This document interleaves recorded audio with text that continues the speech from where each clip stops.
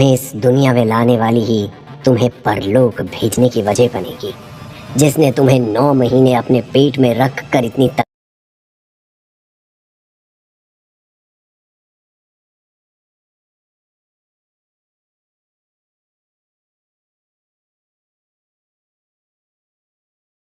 तकलीफ सही, तुम्हें इतना लाड दुलार दिया, वही तुम्हारे खून से अपने हाथ रंगेगी। यही तुम्हारा भविष्य है, यही तुम्हारी तकदीर। इस आकाशवाणी ने राजू की दुनिया को एक ही सेकंड में पूरी तरह से उलट पलट कर दिया। राजू घबराया हुआ अपने हाथ की उंगली में पड़ी उस खूबसूरत अंगूठी को देख रहा था, जिसने ये भविष्यवाणी करी। ये चमत्कारी अंगूठी राजू को लकड़ी के उस छोटे से बक्से में मिली थी, जो राजू के पिता बचपन में उसके लिए छोड़ गए थे। आज उसके 22वें जन्मदिन पर राजू की माँ ने वो बक्सा राजू को दिया था। उसने जैसे ही वो लकड़ी का खूबसूरत बॉक्स खोला, उसके अंदर ये खूबसूरत अंगूठी को देखकर वो हैरान हो गया। बेमिसाल कारीगरी से तराशा गया वो पत्थर इतना खूबसूरत था कि राजू ने बिना कुछ सोचे वो अंगूठी अपनी उंगली में पहन ली। उस अंगूठी के पहनते ही राजू के शरीर में एक करंट सा दौड़ गया। कमरे में एक तेज रोशनी हुई जो अंगूठी के उस नायाब पत्थर से निकल रही थी, और फिर अचानक वो आवाज आई जिसने राजू को हिलाकर रख दिया। जैसे ही वो भविष्यवाणी खत्म हुई, सब कुछ ठहर सा गया। राजू को उस भविष्यवाणी पर यकीन नहीं हो रहा था। राजू बहुत छोटा सा था जब उसके पिता उसे और उसकी माँ को छोड़कर हमेशा के लिए कहीं चले गए थे। कहाँ गए, क्यों गए, किसी को कुछ नहीं पता चला। बस आधी रात को राजू की माँ के सिरहाने एक छोटा सा लकड़ी का बक्सा रखा, जिस पर लिखा था, मेरे बेटे राजू को मेरी तरफ से उसके 22वें जन्मदिन पर तोहफा। राजू इस बात से अनजान था कि उसके पिताजी ने ये तोहफा उसके लिए छोड़ा था। सुबह जब उसकी आंख खुली तो उसकी माँ ने वो तोहफा उसके बेड साइड टेबल पर रख दिया था। इतना बड़ा सरप्राइज वो एक्सपेक्ट नहीं कर रहा था। उसने अकेले में वो बक्सा खोला और उसके अंदर से ये मनहूस अंगूठी निकली जिसने ऐसी वाहियात बात करी थी। जब राजू की माँ कमरे में आई, वो जानना चाहती थी कि राजू को उस छोटे से बक्से के अंदर से क्या मिला है। जानकी ने इन 20 सालों में वो बक्सा खोलकर कभी नहीं देखा था। राजू के हाथ में उस अंगूठी को देखकर जानकी मुस्कुराई। बहुत सुंदर है ये, यही निकला उस बक्से में से? जानकी ने पूछा। राजू ने हल्का सा हाँ में सिर हिलाया, लेकिन उसका चेहरा उतरा हुआ था। राजू बस अपनी माँ को देखे जा रहा था और सोच रहा था कि आखिर ऐसा कैसे मुमकिन हो सकता है। ये सॉफ्ट सा चेहरा, ये ममता भरी आंखों वाली उसकी माँ, एक दिन राजू की मौत की वजह बनी। ऐसा कैसे मुमकिन हो सकता है? क्या हुआ राजू, तू उदास क्यों है? राजू ने फौरन अपने एक्सप्रेशन को ठीक किया और मुस्कुराने लगा ताकि उसकी माँ को कुछ भी पता ना चले। राजू किसी भी कीमत पर अपनी माँ को भविष्यवाणी के बारे में नहीं बता सकता था। वो इतना बड़ा झटका अपनी माँ को नहीं दे सकता था, इसलिए राजू ने सोचा था कि वो घर से निकलते ही अपने कॉलेज जाते हुए रास्ते में वो अंगूठी कहीं फेंक देगा और अपनी माँ को आकर कह देगा कि अंगूठी कहीं खो गई। उस अंगूठी की वजह से राजू का दिमाग पूरी तरह डिस्टर्ब हो चुका था। सच में बहुत सुंदर अंगूठी है, ये कहकर जानकी ने 2 मिनट के लिए उस अंगूठी को देखा और फिर रोने लगी। माँ, क्या हुआ, तू रो क्यों रही है?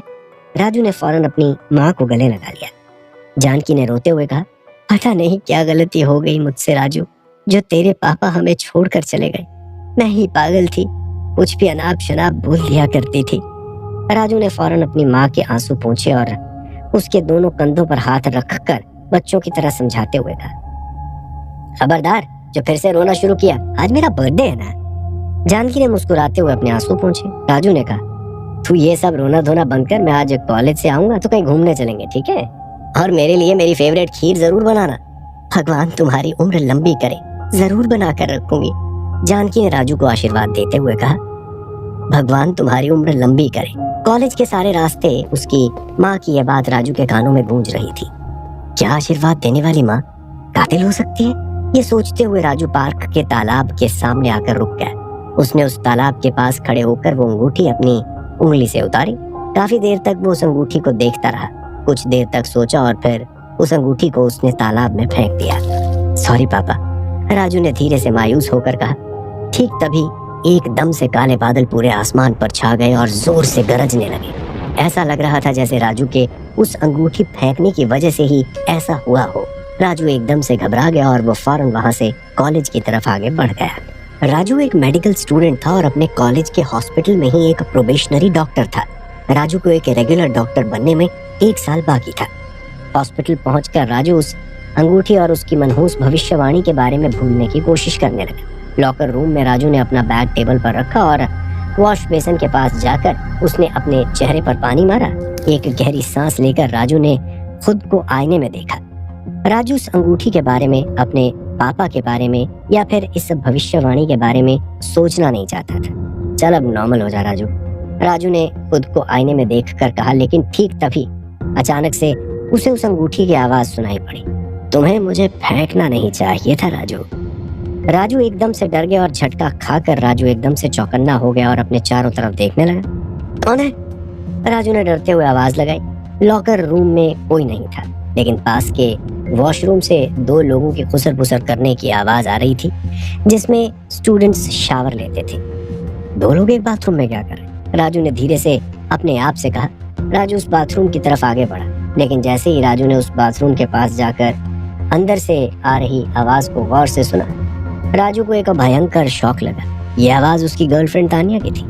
बस करो ना, ये आवाज राजू को जानी पहचानी लग रही थी। तानिया कॉलेज के किसी लड़के के साथ थी। राजू गुस्से से दरवाजा तोड़कर अंदर घुसने के लिए आगे बढ़ा।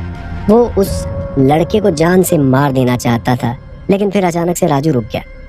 क्या फर्क पड़ जाएगा, राजू ने सोचा। तानिया ने तो उसे धोखा दे ही दिया था। राजू और तानिया 2 साल से एक साथ थी। ग्रेजुएशन के बाद दोनों ने एक ही कॉलेज में अप्लाई किया ताकि एक साथ रह सकें। राजू तो तानिया के साथ अपना घर बसाने का सपना देखने लगा था। राजू की आंखों से आंसू बहने लगे। तानिया की फिर से आवाज आई, राकेश, अपने पापा को बोलकर मुझे एमडी दिलवा दोगे ना? राजू को पता चला कि वॉशरूम में जो लड़का तानिया के साथ था वो कॉलेज के डीन का बेटा था। पूरे कॉलेज में राकेश के घटिया कारनामे मशहूर थे। कभी किसी नर्स के साथ अकेले में बदतमीजी करता तो कभी किसी फीमेल पेशेंट पर डोरे डालना। यहाँ तक कि राकेश ने किसी लड़की को प्रेग्नेंट करके उसे अबॉर्शन करवाने पर भी मजबूर कर दिया था, लेकिन कोई उसका कुछ नहीं कर पाया। वजह हमेशा एक ही थी, कॉलेज के डीन का बेटा है, कौन उलझने जाए। राजू को तानिया की इस गिरी हुई हरकत पर दया आ रही थी। एक एमडी के लिए वो ऐसे इंसान के साथ कॉम्प्रोमाइज करने को तैयार हो गई। राजू ने शुक्र मनाया कि कम से कम वक्त रहते उसे तानिया का असली चेहरा पता चल गया। राजू पलटकर वहां से जाने लगा था, लेकिन अचानक से राजू ने सुना कि राकेश ने तानिया से उसी का जिक्र छेड़ दिया। वैसे वो चोमू लाल तुम्हें कैसे पसंद आ गया? वो राजू शास्त्री? तानिया ने कहा। अरे मुझे खुद नहीं पता मैं कैसे फंस गई उसके चक्कर में, बड़ी लंबी कहानी है, लेकिन मुझे बाद में रियलाइज हुआ कि ऐसे इंसान के साथ नहीं रहना जिसके खानदान का ही कुछ अता पता ना हो। क्या मतलब? राकेश ने पूछा। तानिया ने कहा, मतलब उसके बाप का कुछ अता पता नहीं, बचपन में ही छोड़कर चला गया था, सिर्फ उसकी माँ है, घर वालों का भी कुछ अता पता नहीं। राजू ने ये सारी बातें तानिया को बहुत ही अपना समझकर बताई थी। जिस तरह से तानिया ये सारी बातें राकेश को बता रही थी, राजू को बहुत तकलीफ हो रही थी। राजू और नहीं सुन सकता था, इसीलिए वो पलट कर जाने लगा, लेकिन अचानक से राकेश ने कुछ ऐसा कह दिया जिसकी वजह से राजू के सब्र का बांध टूट गया।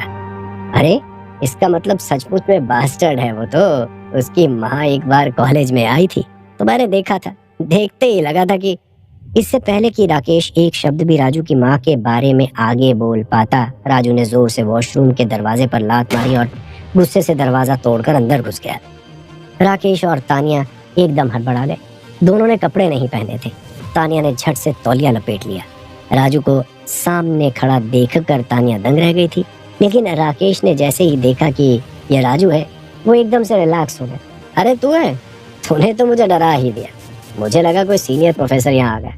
ये कहकर राकेश ने तानिया को अपनी तरफ खींचा और उसे गले लगाकर राजू को चिढ़ाते हुए बोला, अब तुझे पता चल ही गया है तो बता, लाइव शो भी देखना चाहेगा? राजू ने खींचकर एक पंच राकेश के नाक पर मारा। राकेश के नाक से खून बहने लगा। अपने दांत पीसते हुए राजू ने कहा, आज के बाद अपनी गंदी जुबान पर मेरी माँ का नाम मत लाना। राकेश ने अपनी नाक पर हाथ लगाया और देखा कि उसकी नाक से लगातार खून बह रहा था। तानिया एकदम से डर कर एक कोने में दुबक गई, लेकिन राकेश के ऊपर खून सवार हो गया था तो उसने राजू का गला पकड़ा और उसके मुंह पर घूंसे बरसाना शुरू कर दिए। तेरी ये मजाल, तूने मेरे ऊपर हाथ उठाया? राकेश ने राजू को जमीन पर पटकते हुए था। राकेश कदकाठी में राजू से कहीं ज्यादा बलशाली था। राजू खुद को छुड़ा भी नहीं पा रहा था। राकेश ने राजू को इतना मारा कि वो बेहोश हो गया। जब राजू को होश आया तो वो एक टॉयलेट के अंदर बंद था। राकेश और तान्या ने मिलकर उसे एक कमोड के बगल में बिठाकर छोड़ दिया था ताकि किसी को राजू दिखाई ना दे। राजू का सर चकरा रहा था। दीवार का सहारा लेते हुए राजू किसी तरह खड़ा हुआ। उसे किसी का फोन आ रहा था। राजू ने फोन निकाल कर देखा और फोन की स्क्रीन पर नाम देखते ही उसकी आंखें फटी की फटी रह गई। ओह माय गॉड, राजू के मुंह से निकला। राजू के माथे से पसीना आने लगा और उसका हाथ कांप रहा था। गए काम से, राजू ने कहा। राजू ने अपनी घड़ी में टाइम देखा। 5 मिनट में पहुंचना होगा, राजू ने खुद से कहा। राजू ने जल्दी से फोन उठाया। दूसरी तरफ से फोन पर किसी ने राजू को कुछ कहा और राजू की हालत और भी ज्यादा खराब हो गई। उसके मुंह से निकला जी जी जी। हकलाते हुए राजू बस इतना ही कह पाया और फिर फोन कट गया। राजू ने जल्दी से फोन को अपनी जेब में रखा और टॉयलेट से बाहर आया। उसने जल्दी से अपने मुंह को धोकर अपने मुंह पर लगा सारा खून साफ किया।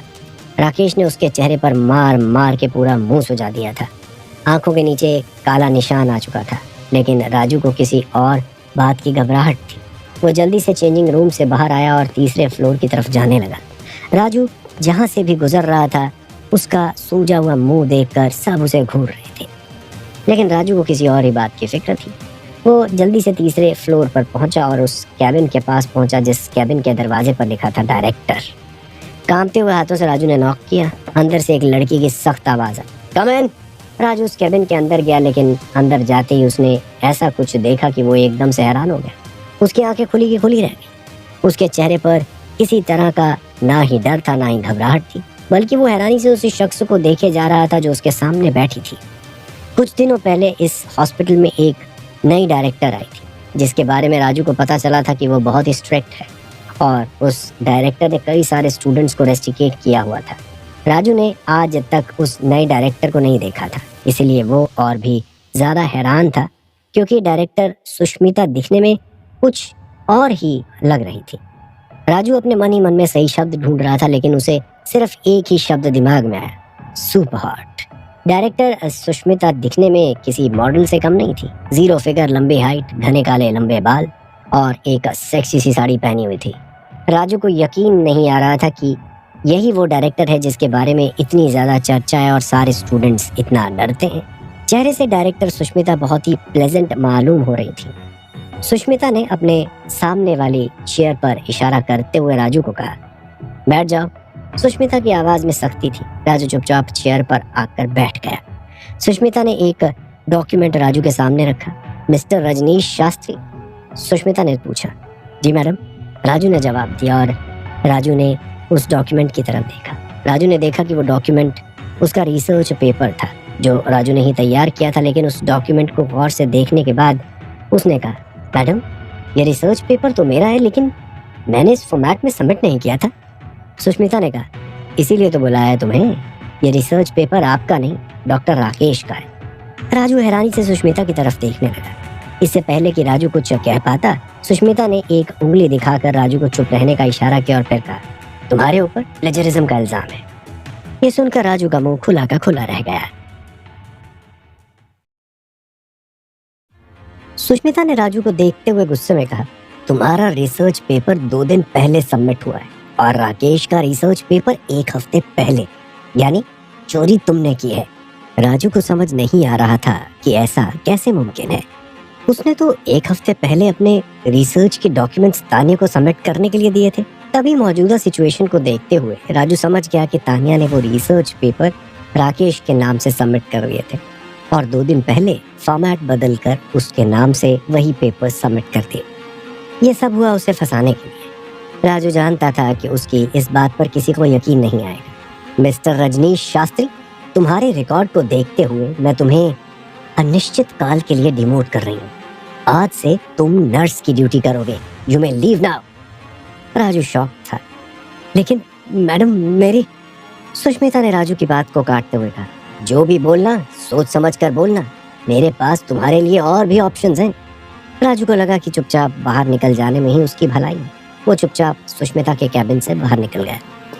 इससे पहले कि राजू के दिमाग में कुछ और ख्याल आता, अचानक से राजू को उस अंगूठी की आवाज सुनाई दी। राजू एकदम से चौंक गया। ऐसा लग रहा था जैसे वो आवाज राजू का हर जगह पीछा कर रही थी। आवाज सुनते ही राजू जल्दी से कॉरिडोर से होता हुआ भीड़ की तरफ जाने लगा। उसे अकेले में डर लगने लगा था। राजू जैसे ही लिफ्ट के पास पहुंचा, लिफ्ट का दरवाजा खुला और उसके सामने तान्या और राकेश खड़े थे। राकेश के नाक पर पट्टी लगी हुई थी, लेकिन राजू को देखते उसने मुस्कुराते हुए कहा, क्यों बे चोमूलाल, हो गया ना तेरा डिमोशन? राजू वहां से जाने लगा, लेकिन राकेश ने उसे कॉलर से पकड़कर लिफ्ट के अंदर खींच लिया।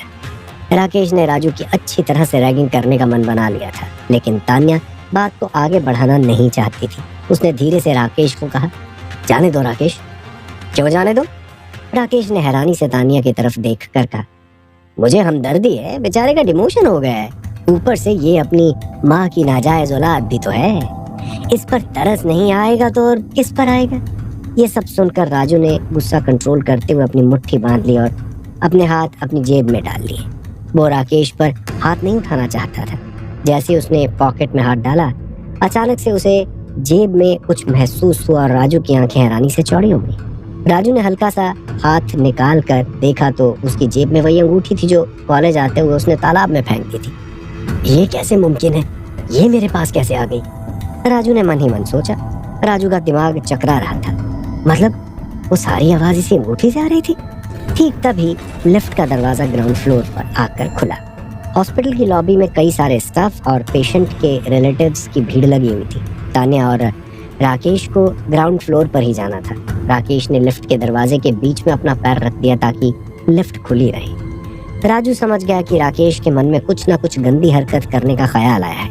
राकेश ने एक शैतानी मुस्कान के साथ राजू को देखा और फिर उसने लॉबी की तरफ चिल्ला कर कहा, अरे सुनो भाई लोग। लोगों की गहमा गहमी में से राकेश की आवाज चीरती हुई सुनाई दी। सबका ध्यान लिफ्ट की तरफ गया। ये देखकर राकेश ने मजा लेते हुए कहा, देखो इसे, ये आज से डॉक्टर रजनीश नहीं है, इसका डिमोशन हो गया है। आज से ये एक नर्स है, इसीलिए इनसे डॉक्टर का कोई काम न लिया जाए। और इनके साथ एक और प्रॉब्लम है, ये बेचारे अपने पापा को ढूंढ रहे हैं। इनको पता नहीं इनके पापा कौन है। अगर आपको कोई ऐसा मिले जिसकी शक्ल राजू से मिलती जुलती हो तो इसकी हेल्प कर दीजिए, क्या पता वही इसके पापा निकले। ये सब सुनकर सब शॉक में थे। इस बारे में लोग आपस में खुसर पुसर करने लगे। दूसरी तरफ राजू का गुस्सा साथ में आसमान पर चढ़ गया था। अब उससे कंट्रोल नहीं हो रहा था। वो राकेश की तरफ बढ़ने ही वाला था कि तभी अंगूठी की आवाज राजू के कानों में सुनाई दी, दुर्भाग्य मंत्र का उच्चारण करो।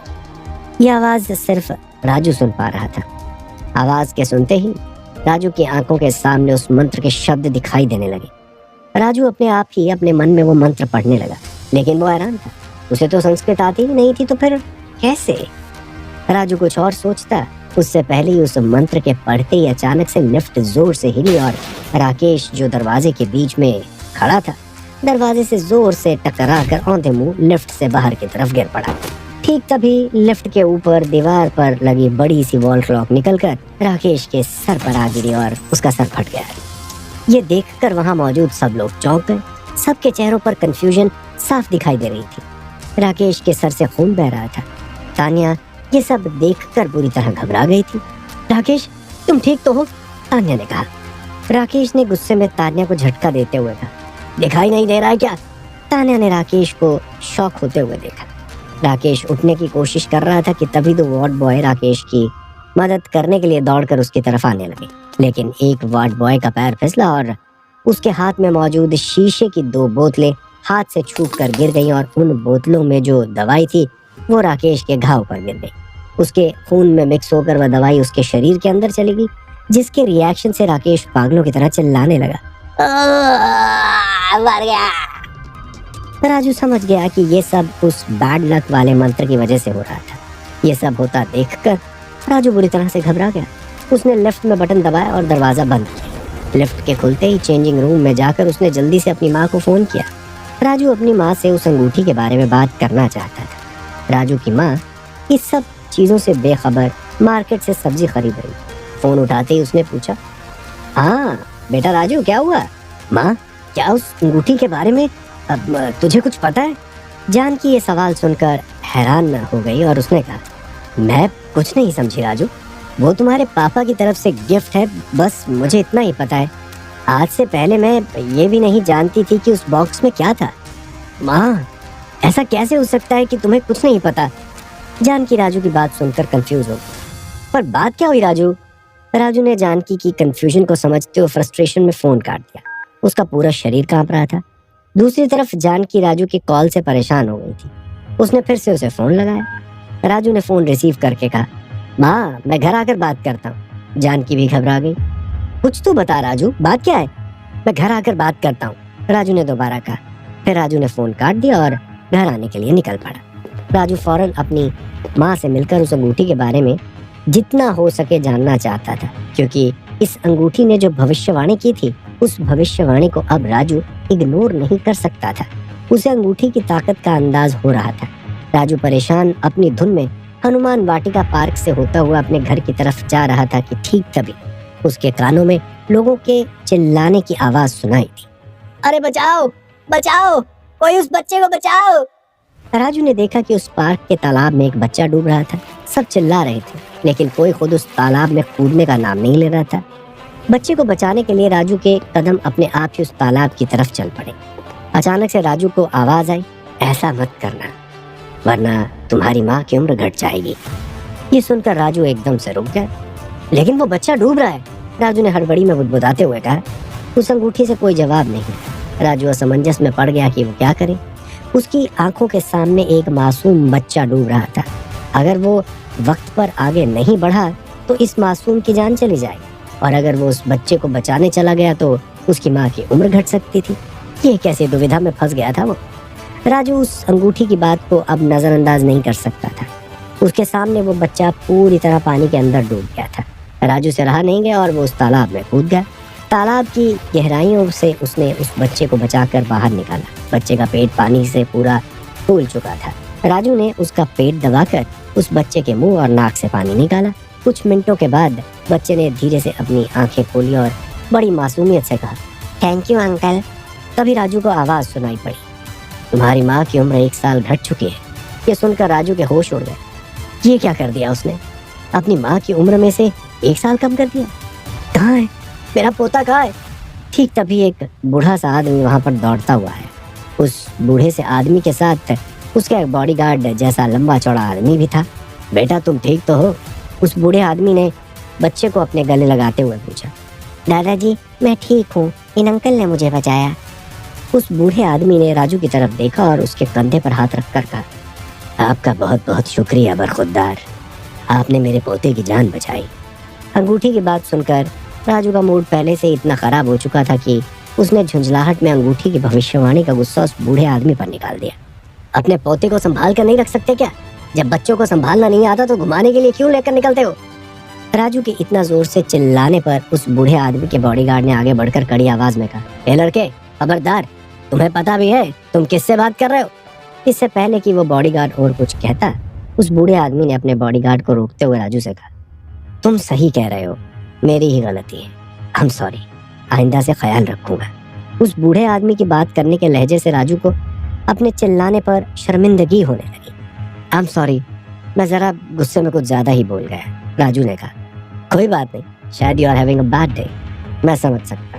ये कहकर उस बूढ़े आदमी ने अपनी जेब से एक बैंक का कार्ड निकाला और राजू को देते हुए कहा, मुझे गलत मत समझना, लेकिन तुमने मेरे पोते की जान बचाई है, इसीलिए एक छोटी सी भेंट समझ कर रख लो, ज्यादा नहीं, इसमें सिर्फ 10 लाख है।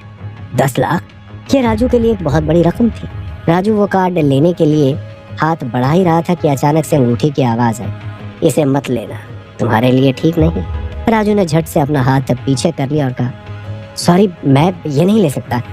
राजू का बिहेवियर देखकर उस बूढ़े आदमी को थोड़ी सी कंफ्यूजन हुई। राजू पलटकर वहां से जाने वाला था कि अचानक से उस बूढ़े आदमी की आंखों में राजू को कुछ दिखाई दिया। राजू ने बड़े गौर से उसकी आंखों में देखा और कहा, आपको एक बहुत ही सीरियस बीमारी है। राजू को यह एहसास हुआ कि वो बीमारी देखने की शक्ति उसे उस अंगूठी ने दी थी। वो थोड़ा घबरा भी गया। उसने झट से अपनी आंखें उस बूढ़े आदमी की आंखों से हटाई और फिर कहा, माफ कीजिए, मैं चलता हूँ। राजू के चले जाने के बाद उस बूढ़े आदमी ने अपने बॉडीगार्ड से कहा, शिवा, इस लड़के के बारे में पता लगा, ये कोई मामूली लड़का नहीं हो सकता। दुनिया के बड़े से बड़े डॉक्टर मेरी बीमारी का कोई डायग्नोस नहीं निकाल पाए, लेकिन इस लड़के ने सिर्फ मेरी आंख में देखकर बता दिया कि मुझे एक सीरियस बीमारी है। इस लड़के में कुछ तो बात है। शिवा ने उनकी तरफ देखते हुए कहा, जी चौधरी साहब, मैं पता लगाता हूँ। चौधरी साहब कोई मामूली आदमी नहीं थे, बल्कि शहर के तीसरे सबसे अमीर आदमी थे, जिनका कनेक्शन पॉलिटिक्स में, अंडरवर्ल्ड में, मीडिया में, हर जगह था। राजू के घर पहुंचते ही उसके भीगे हुए कपड़े देखकर जानकी ने पूछा, राजू ये सब क्या है? राजू ने जानकी को बताया कि किस तरह उसने एक बच्चे की जान बचाई। किसका बच्चा था वो? जानकी ने पूछा। तू वो सब छोड़ माँ। यह कहकर राजू ने अपनी माँ का हाथ पकड़ा और उसे अपने साथ बिठाया। एक गहरी सांस लेकर राजू ने पूछा, मुझे सच सच बता माँ, वो बॉक्स जो पापा मेरे लिए छोड़ गए थे, इसके बारे में तुझे क्या पता है? जानकी उसके सवाल से झेप गई। तुझसे पापा ने कभी भी कुछ भी कहा था? राजू ने आगे सवाल किया। जानकी थोड़ी कंफ्यूज लग रही थी। उसने कहा, बात क्या है राजू? इससे पहले कि राजू उस अंगूठी के बारे में कुछ कह पाता, उस अंगूठी ने फिर से राजू के दिमाग में कहा, अपनी माँ को कुछ मत बताना, वरना उसकी उम्र और भी ज्यादा घट जाएगी। ये सुनकर राजू का जैसे वक्त थम गया। वो एकदम से चुप हो गया और उसने अपनी माँ का हाथ छोड़ दिया। उसने अपनी घबराहट छुपाने की कोशिश की। जानकी राजू के कुछ कहने का इंतजार कर रही थी। बताना राजू, बात क्या है? राजू आंखें चुराते हुए एकदम से खड़ा हुआ और उसने कहा, कुछ नहीं, मैं जा रहा हूँ कपड़े बदलने, कुछ खाने के लिए है तो लगा देना। ये कहकर राजू अपने कमरे में चला गया और जानकी हैरान होकर राजू को देखती रही। राजू अपने कमरे में आया और अपनी पॉकेट से अंगूठी निकालकर उसे देखने लगा और बुदबुदाते हुए उसने उस अंगूठी से पूछा, क्या चाहते हो तुम मुझसे? जवाब में उस अंगूठी से आवाज आई, मैं तुम्हारा दुश्मन नहीं, मैं तुम्हारे पूर्वज की एक धरोहर हूँ। मैं तुम्हें कई सारी शक्तियां दूंगा, लेकिन साथ ही साथ मैं कई राज भी खोलूंगा जिससे तुम्हारी जिंदगी बदल जाएगी। किस तरह के राज? राजू की आवाज में घबराहट साफ झलक रही थी।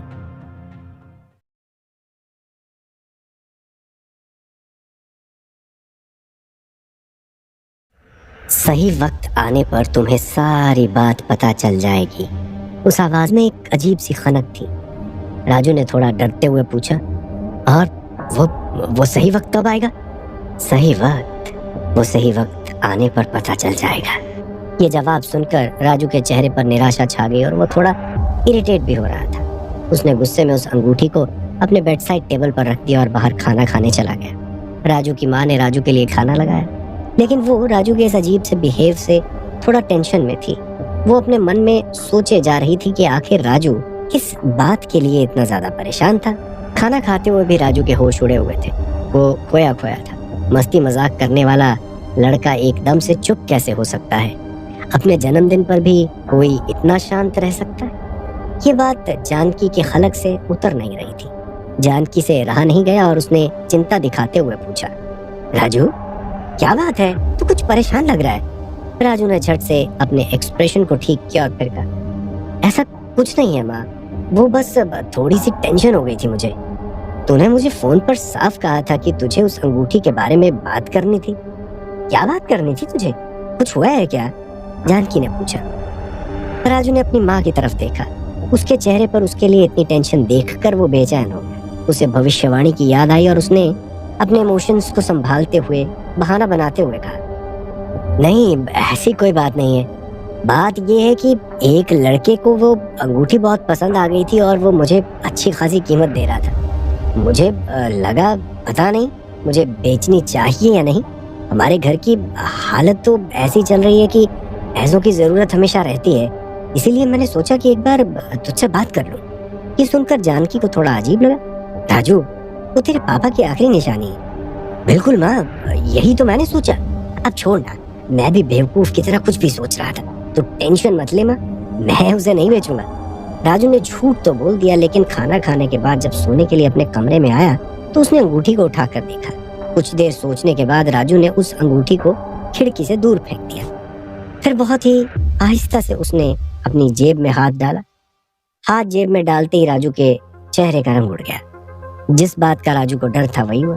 वो अंगूठी राजू की जेब में ही पड़ी थी। राजू ने उस अंगूठी को अपनी जेब से निकालकर अपनी हथेली पर रखा, उसे देखने लगा। क्या चीज हो तुम? राजू ने अपने मन में कहा। उस अंगूठी की आवाज आई, तुम मुझे अपनी उंगली में पहन क्यों नहीं लेते? राजू थोड़ा सोचने लगा और फिर उसने उस अंगूठी से कहा, तुम पर भरोसा कैसे करूं? मैं ना ही किसी का दोस्त हूं, ना ही किसी का दुश्मन। मैं बस इस ब्रह्मांड का एक छोटा सा अंश हूँ। मैं सत्य हूँ, इसके अलावा कुछ नहीं। राजू बहुत गहरी सोच में पड़ गया। अंगूठी की बातें राजू को कुछ ऐसी लग रही थी जिससे राजू को समझ आने लगा कि अंगूठी सचमुच राजू की बहुत मदद कर सकती है, खासकर जिस तरीके से आज उस अंगूठी के जरिए राकेश को उसने मजा चखाया था। शायद उस अंगूठी से उसकी जिंदगी और भी आसान हो जाए, और साथ में उसकी माँ के बारे में भी राजू को पता लगाना था कि आखिर अंगूठी ने इस तरह की भविष्यवाणी क्यों की थी। ये सारी बातें सोचकर राजू ने उस अंगूठी को अपनी उंगली में पहन लिया। राजू ने जैसे ही उस अंगूठी को पहना, राजू के पूरे शरीर में करंट जैसा कुछ दौड़ पड़ा। राजू को कुछ ऐसा महसूस हुआ कि उसके पूरे शरीर की नसें और उस अंगूठी के अंदर की एनर्जी दोनों आपस में एक हो रही। उसकी आंखें ऊपर की तरफ चढ़ गई और उसे अपने दिमाग में कई सारी तस्वीरें दिखाई देने लगी। ये सारी तस्वीरें दुनिया की अजीबो गरीब चीजों की थी। राजू को अंतरिक्ष के ग्रहों, सितारों से लेकर इंसान के अंदर की हड्डियां, मांसपेशियां, दुनिया के सारे तत्व, अणु, परमाणु और उनके अलग अलग रूप, ये सारी चीजें एक साथ अपने दिमाग में दिखाई देने लगी थी। उसे साथ ही कई सारी आवाज भी सुनाई दे रही थी। राजू को एकदम से चक्कर आने लगा। उसके कदम लड़खड़ाने लगे। वो दीवार का सहारा लेकर खुद को संभालने की कोशिश करने लगा। ऐसा लग रहा था जैसे उसका सर फट जाएगा। क्या हो रहा है ये मेरे साथ? राजू ने अपनी आंखें बंद की और अपना सर पकड़ते हुए कहा, दिमाग को शांत करो। जो कुछ भी हो रहा है उसे अपने अंदर समाने दो। राजू ने ऐसा ही किया। उसने अपने आप को उन शक्तियों के हवाले कर दिया और फिर धीरे धीरे सब कुछ शांत हो गया। क्या था ये? राजू ने हांफते हुए पूछा। जानकारियां, इस पूरे ब्रह्मांड की जानकारियां थी जिनके बारे में तुम धीरे धीरे अभ्यास करके उनका इस्तेमाल कर सकते हो। ये मेरी खासियत है। मुझे इस ब्रह्मांड के बारे में सब कुछ पता है, लेकिन किस चीज का कैसे कब इस्तेमाल करना है ये तुम्हारे ऊपर है। राजू एकदम से बेड पर बैठ गया। उसने लड़खड़ाती हुई आवाज में पूछा, मुझे अभ्यास किस तरह करना है? ये सब आहिस्ता आहिस्ता होगा। हर एक चीज पर गौर करना होगा, उसे समझना होगा। तुम्हारे अंदर धीरे धीरे बदलाव आने शुरू हो जाएंगे। राजू ने थोड़ा उदास मन से पूछा, क्या इससे मैं अपने और माँ के बारे में पता लगा सकता हूँ? जो तुमने भविष्यवाणी की है, क्या उसे मैं बदल सकता हूँ?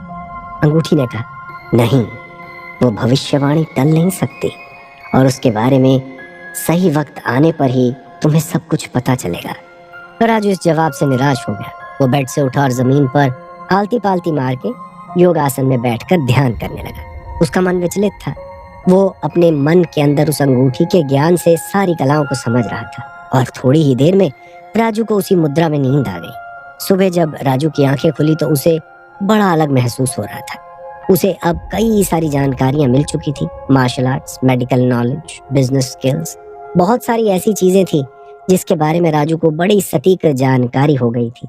लेकिन राजू जानता था कि उसे अभी और भी ज्यादा अभ्यास की जरूरत है।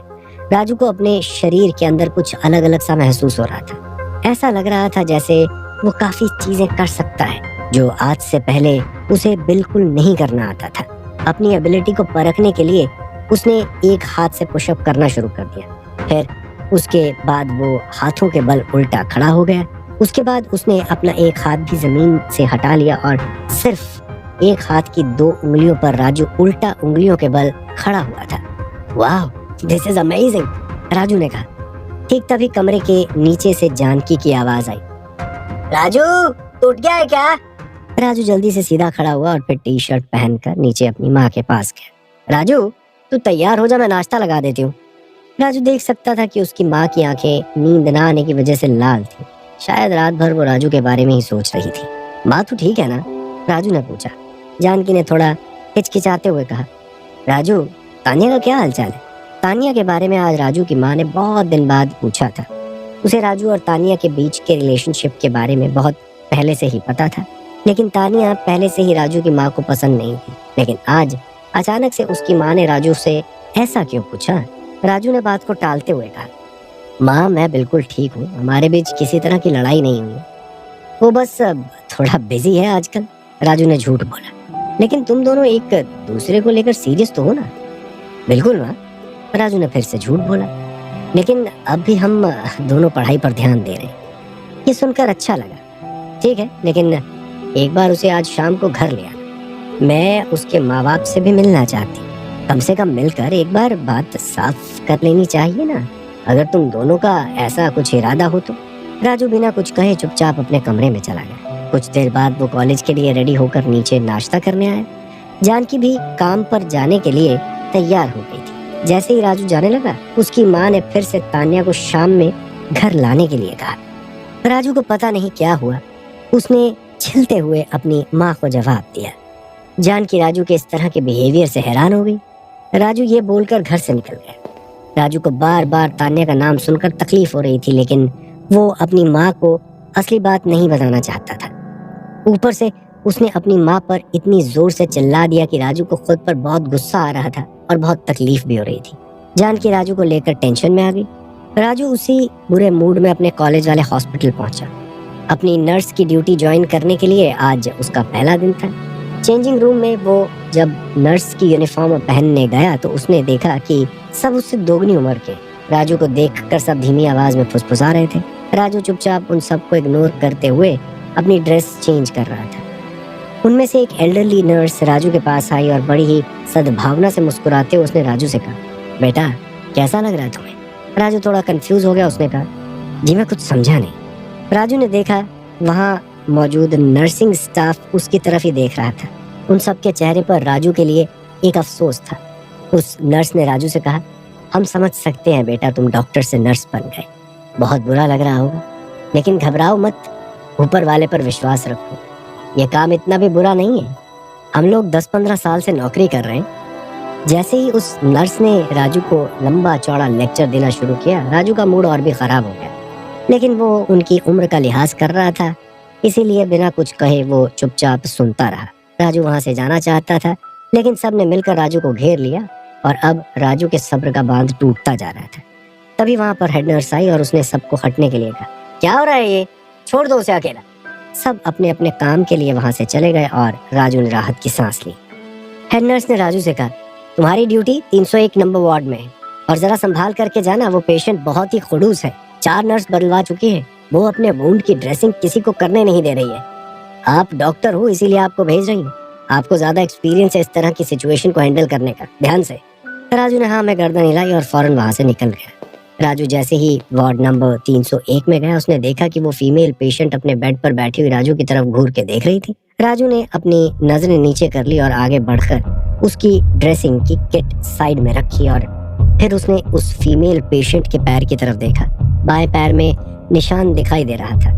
राजू ने चादर को हल्का सा ऊपर की तरफ सरकाया ताकि वो उसके घाव की ड्रेसिंग कर सके, लेकिन ठीक तभी एक कड़ी आवाज में उस फीमेल पेशेंट ने राजू को डांटते हुए कहा, क्या तुमने पहले मुझसे पूछा?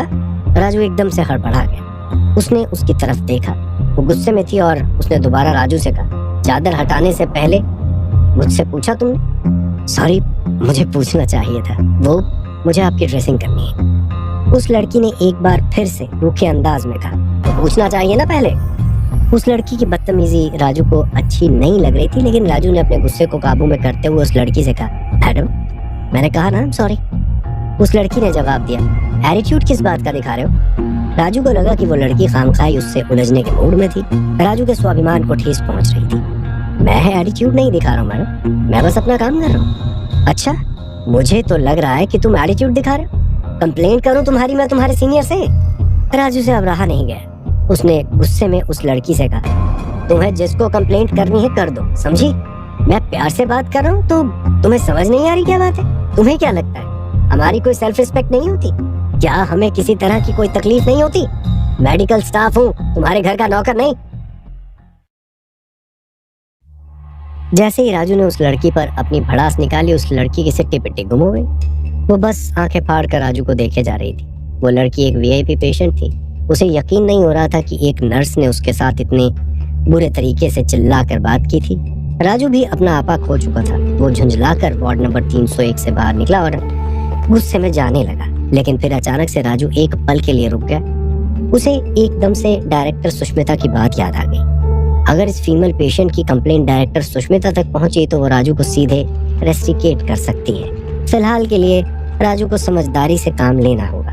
वो जानता था कि इस वक्त गुस्सा करना बहुत नुकसान कर सकता है। राजू निराश होकर वापस रूम नंबर 301 में गया वो लड़की अब थोड़ा सा शांत थी और समझ चुकी थी कि राजू से उलझकर बात करना ठीक नहीं होगा। राजू ने अपनी नजरें झुकाई हुई थी और उसने धीमी आवाज में उस पेशेंट के पास जाकर कहा, माफ कीजिएगा, मैंने जरा अपना आपा खो दिया था। कमरे में कुछ देर की चुप्पी रही। उसके बाद फिर उस लड़की ने धीरे से सॉफ्ट आवाज में राजू को जवाब दिया, कोई बात नहीं, मैं समझ सकती हूँ। उसके बाद से राजू ने ना ही कुछ कहा और ना ही उस लड़की ने कुछ कहा। राजू ने अपनी ड्रेसिंग की किट उठाई और उस लड़की ने अपना पैर आगे कर दिया। उसके पैर पर एक लंबा सा कटा हुआ निशान था जिसके ऊपर सुचरिंग की हुई थी। घाव का रंग भी बहुत अजीब था। राजू सबसे पहले उस घाव को क्लीन करने लगा। उस लड़की ने राजू से पूछा, क्या यह दाग कभी जाएगा या नहीं? राजू उसके सवाल का जवाब देने ही वाला था। वो कहने वाला था कि यह दाग इतना गहरा है कि उसके पैर से कभी नहीं जाने वाला, लेकिन अचानक से राजू के दिमाग के अंदर अंगूठी ने प्राचीन काल के कुछ ऐसे नुस्खे बताए जिसके जरिए से वो निशान ठीक हो सकता था। राजू घाव साफ करते करते रुक गया और वो लड़की उसकी तरफ हैरानी से देखने लगी। राजू को इलाज तो मिल गया था, लेकिन वो लगभग किसी जादू टोने से कम नहीं था। इसीलिए राजू ये बात बताने में थोड़ा हिचकिचा रहा था। एक मेडिकल स्टूडेंट होकर वो जादू टोने की बात किसी पेशेंट के साथ कैसे कर सकता था? उस लड़की ने राजू को चुप देखकर फिर से कहा, बताओ ना, ये बाग मेरे पैर से चला जाएगा ना? राजू को समझ नहीं आ रहा था कि वो सच बताए या झूठ कह दे। राजू के मुंह से अपने आप ही धीमी आवाज में निकल गया, ठीक हो सकता है, लेकिन क्या? उस लड़की ने पूछा। तभी रूम नंबर 301 में एक सीनियर डॉक्टर अंदर आया और उस डॉक्टर के पीछे कुछ इंटर्न भी थे। उस डॉक्टर ने बड़े कॉन्फिडेंस के साथ उस फीमेल पेशेंट का नाम लेते हुए कहा, मिस शेफाली, कैसा महसूस कर रही हैं आप? शेफाली ने एक गहरी सांस ली और कहा, ठीक हूँ डॉक्टर साहब। वो डॉक्टर शेफाली की रिपोर्ट देखने लगा। उसके इंटर्न्स चुपचाप उसके बोलने का वेट कर रहे थे और राजू चुपचाप शेफाली के पैर की ड्रेसिंग कर रहा था। शेफाली ने उस डॉक्टर से भी निशान के बारे में सवाल किया तो डॉक्टर ने झट से उस निशान को देखते ही कहा, नहीं, ये नहीं जाएगा, ये तो बहुत गहरा कट लगा है, ये प्लास्टिक सर्जरी से भी सही नहीं होगा, थोड़ा बहुत निशान रहेगा ही। ये कहकर वो डॉक्टर दोबारा से शेफाली की रिपोर्ट देखने लगा, लेकिन ये तो कह रहा है कि जा सकता है। शेफाली ने राजू की तरफ इशारा करते हुए कहा। उस डॉक्टर ने राजू की तरफ देखा और एकदम से हंसने लगा। उस डॉक्टर के साथ उसके सारे इंटर्न्स में से एक इंटर्न ने शेफाली से कहा, मैडम, आपको इसके बारे में नहीं पता? इनका अभी अभी डिमोशन हुआ है क्योंकि इन्होंने दूसरे डॉक्टर का रिसर्च पेपर चोरी किया था। इनको ज्यादा नॉलेज नहीं है, ये कुछ भी बोल दे तो इस पर यकीन मत कीजिएगा। इस बात से राजू को बहुत गुस्सा आया, लेकिन राजू ने अपने गुस्से को काबू रखा और चुपचाप अपना काम करता रहा। शेफाली भी देख सकती थी कि उस इंटर्न के कहने पर राजू को कितना बुरा लग रहा था। ये डॉक्टर है? शेफाली को भी ये जानकर बड़ा ताज्जुब हुआ। सीनियर डॉक्टर ने हंसते हुए कहा, डॉक्टर थे, फिलहाल तो नर्स है। अब आपको पता चल ही गया क्यों नर्स बन गए। पता नहीं कौन सी थ्योरी पढ़कर ये कह रहे हैं कि आपका निशान चला जाएगा। राजू अब तक चुप था। शेफाली इस बात को नोटिस कर रही थी कि राजू एकदम खामोशी से अपना काम किए जा रहा है और उसे बुरा भी लग रहा है। शेफाली ने जानबूझकर राजू से धीमी आवाज में कहा, तुम कुछ कह क्यों नहीं रहे हो? तुम्हें लगता है मेरा ये मार्क ठीक हो सकता है तो फिर कोई तो जानकारी होगी तुम्हें, तभी तो ऐसा कह रहे हो ना? तभी वहां पर खड़े सारे इंटर्न्स में से किसी एक ने राजू के ऊपर जोक मारा, इनकी पढ़ाई अलग ही लेवल की है मैडम। सारे इंटर्न्स और डॉक्टर्स हंसने लगे। राजू से अब रहा नहीं गया। उसने उस इंटर्न की तरफ देखकर एक फ्लैट आवाज में कहा, ये बिल्कुल ठीक हो सकता है और इसमें प्लास्टिक सर्जरी की भी जरूरत नहीं पड़ेगी। वो सारे इंटर्न और सीनियर डॉक्टर थोड़ा सीरियस हो गए। शेफाली को राजू का ये डिफेंस बहुत पसंद आया। उसने इंटरेस्ट लेते हुए राजू से पूछा, कैसे ठीक होगा और कब तक होगा, मुझे बताओ। सीनियर डॉक्टर ने झट से शेफाली से कहा, मैम इसकी बात में मत आइए, मैं इसको अभी भगाता हूँ, इसको कुछ नॉलेज वगैरह नहीं है। क्या मैं आपसे बात कर रही हूँ? शेफाली ने एकदम से ही तेवर बदल लिए। वो डॉक्टर शेफाली का तेवर देखकर डर गया क्योंकि शेफाली एक पावरफुल बैकग्राउंड से थी। डॉक्टर ने एक्सप्लेन करने की कोशिश की, नहीं मैडम, ऐसी बात नहीं है, मैं बस ये कह रहा था कि इसको इतना एक्सपीरियंस नहीं है। शेफाली ने कहा, वो मुझे डिसाइड कर लेने दीजिए, पेशेंट मैं हूँ तो डिसाइड भी मैं ही करूंगी कि कौन मेरा इलाज करेगा और कौन नहीं। फिर शेफाली ने राजू की आंखों में आंखें डालकर पूछा, बताओ क्या तुम ये ठीक कर सकते हो? राजू के पास वो अंगूठी थी और उसके पास प्राचीन मंत्र था जिसके बलबूते पर उसे पूरा कॉन्फिडेंस था कि वो शेफाली का इलाज कर सकता है। राजू ने कहा, मैं ठीक कर सकता हूँ। शेफाली ने कहा, कितने महीने लगेंगे ये मार्क चले जाने में? राजू ने कहा, 10 मिनट। सुनते ही वहां पर खड़े डॉक्टर शिफाली और बाकी के सारे इंटर्न्स हैरान हो गए। क्या 10 मिनट? शिफाली ने हैरानी से कहा। राजू ने कहा, हो सकता है शायद 5 मिनट में चला जाए। सभी को ही बहुत ज्यादा हैरानी हो रही थी। राजू की बात सुनकर तो वहाँ कुछ देर चुपी रही। शिफाली सोच रही थी कि कहीं सचमुच राजू कुछ ज्यादा ही फेंक तो नहीं रहा। फिर शिफाली ने कहा, ठीक है, क्या करना पड़ेगा? राजू ने कहा, कुछ नहीं, आप कहिए तो मैं अपना प्रोसेस स्टार्ट कर देता हूँ। शिफाली ने हाँ में सिर हिलाया और फिर राजू एक बोल में पानी ले आया। राजू ने उस बोल को सबके सामने रखा और फिर आंखें बंद करके मंत्र का उच्चारण अपने मन ही मन में करने लगा। राजू की बॉडी लैंग्वेज एकदम से चेंज हो गई थी। वहां पर खड़े सीनियर डॉक्टर और सारे इंटर्न्स हैरानी से देख रहे थे। सारे इंटर्न्स आपस में कानाफूसी कर रहे थे और सीनियर डॉक्टर का गुस्सा बढ़ रहा था। उसे ऐसा लग रहा था जैसे राजू किसी तरह का कोई नाटक कर रहा है। मंत्र पढ़ते पढ़ते एकदम से राजू रुका और फिर उसने अपनी आंखें खोली। उस बोल के पानी को अपने हाथ में लिया। जैसे ही पानी राजू की उंगली में पड़ी अंगूठी से टच हुआ, राजू के हाथ में अंदर से एक ऊर्जा पैदा हुई और राजू ने पानी को शिफाली के घाव पर लगाना शुरू किया। शिफाली को भी बहुत ज्यादा उम्मीद नहीं लग रही थी। उसे भी ऐसा लग रहा था कि आखिर राजू क्या कर रहा था, लेकिन जैसे जैसे राजू ने वो पानी लगाना शुरू किया, सबने गौर किया कि वो निशान आहिस्ता आहिस्ता गायब होने लगा है। सभी की आंखें हैरानी से चौड़ी हो गई। ऐसा कैसे मुमकिन है? राजू ने वो सारा पानी लगा दिया और फिर देखते ही देखते वो सारा घाव एकदम से गायब हो गया। यहाँ तक कि ऐसा लग रहा था जैसे शिफाली के पैर पर कभी किसी तरह का कट का निशान था ही नहीं। ऐसा कैसे मुमकिन है? सीनियर डॉक्टर ने हैरानी से कहा। फिर राजू ने सीनियर डॉक्टर से कहा, ये बहुत प्राचीन कला का तरीका है जिसका मैंने इस्तेमाल किया है। ये देखकर सीनियर डॉक्टर थोड़ा परेशान हो गया और वो अपने इंटर्न्स के साथ वहां से जाने लगा। शिफाली अभी तक हैरानी से अपने पैर को ही देखे जा रही थी।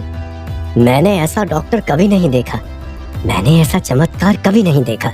दूसरी तरफ राजू अपनी उंगली पर उस अंगूठी को देख रहा था जिसकी वजह से ये सारा चमत्कार हो रहा था। उसने शिफाली को कोई जवाब नहीं दिया। राजू भी उतना ही हैरान था जितना कि शिफाली थी। शिफाली ने जैसे ही राजू की तरफ हैरानी से देखा, राजू ने झट से कहा, मैडम, मैंने कहा था ना, वो पुराने जमाने का तरीका होता है, उसी से सही हो जाता है। ये किसी तरह का जादू था क्या? शिफाली ने कहा, नहीं नहीं, ऐसी कोई बात नहीं है। ये सिर्फ एक पुराना नुस्खा था जो मैंने इस्तेमाल किया। मैंने बहुत पहले किसी किताब में पढ़ा था। राजू ने बहाना बनाया। यहाँ वो सीनियर डॉक्टर अपने इंटर्न्स के साथ बाहर आ चुका था और उसके इंटर्न्स उस सीनियर डॉक्टर को भड़का रहे थे। सर, ये राजू कुछ भी कर देता है, इसीलिए डायरेक्टर सुष्मिता ने इसका डिमोशन किया है। वो फीमेल पेशेंट आपका केस है।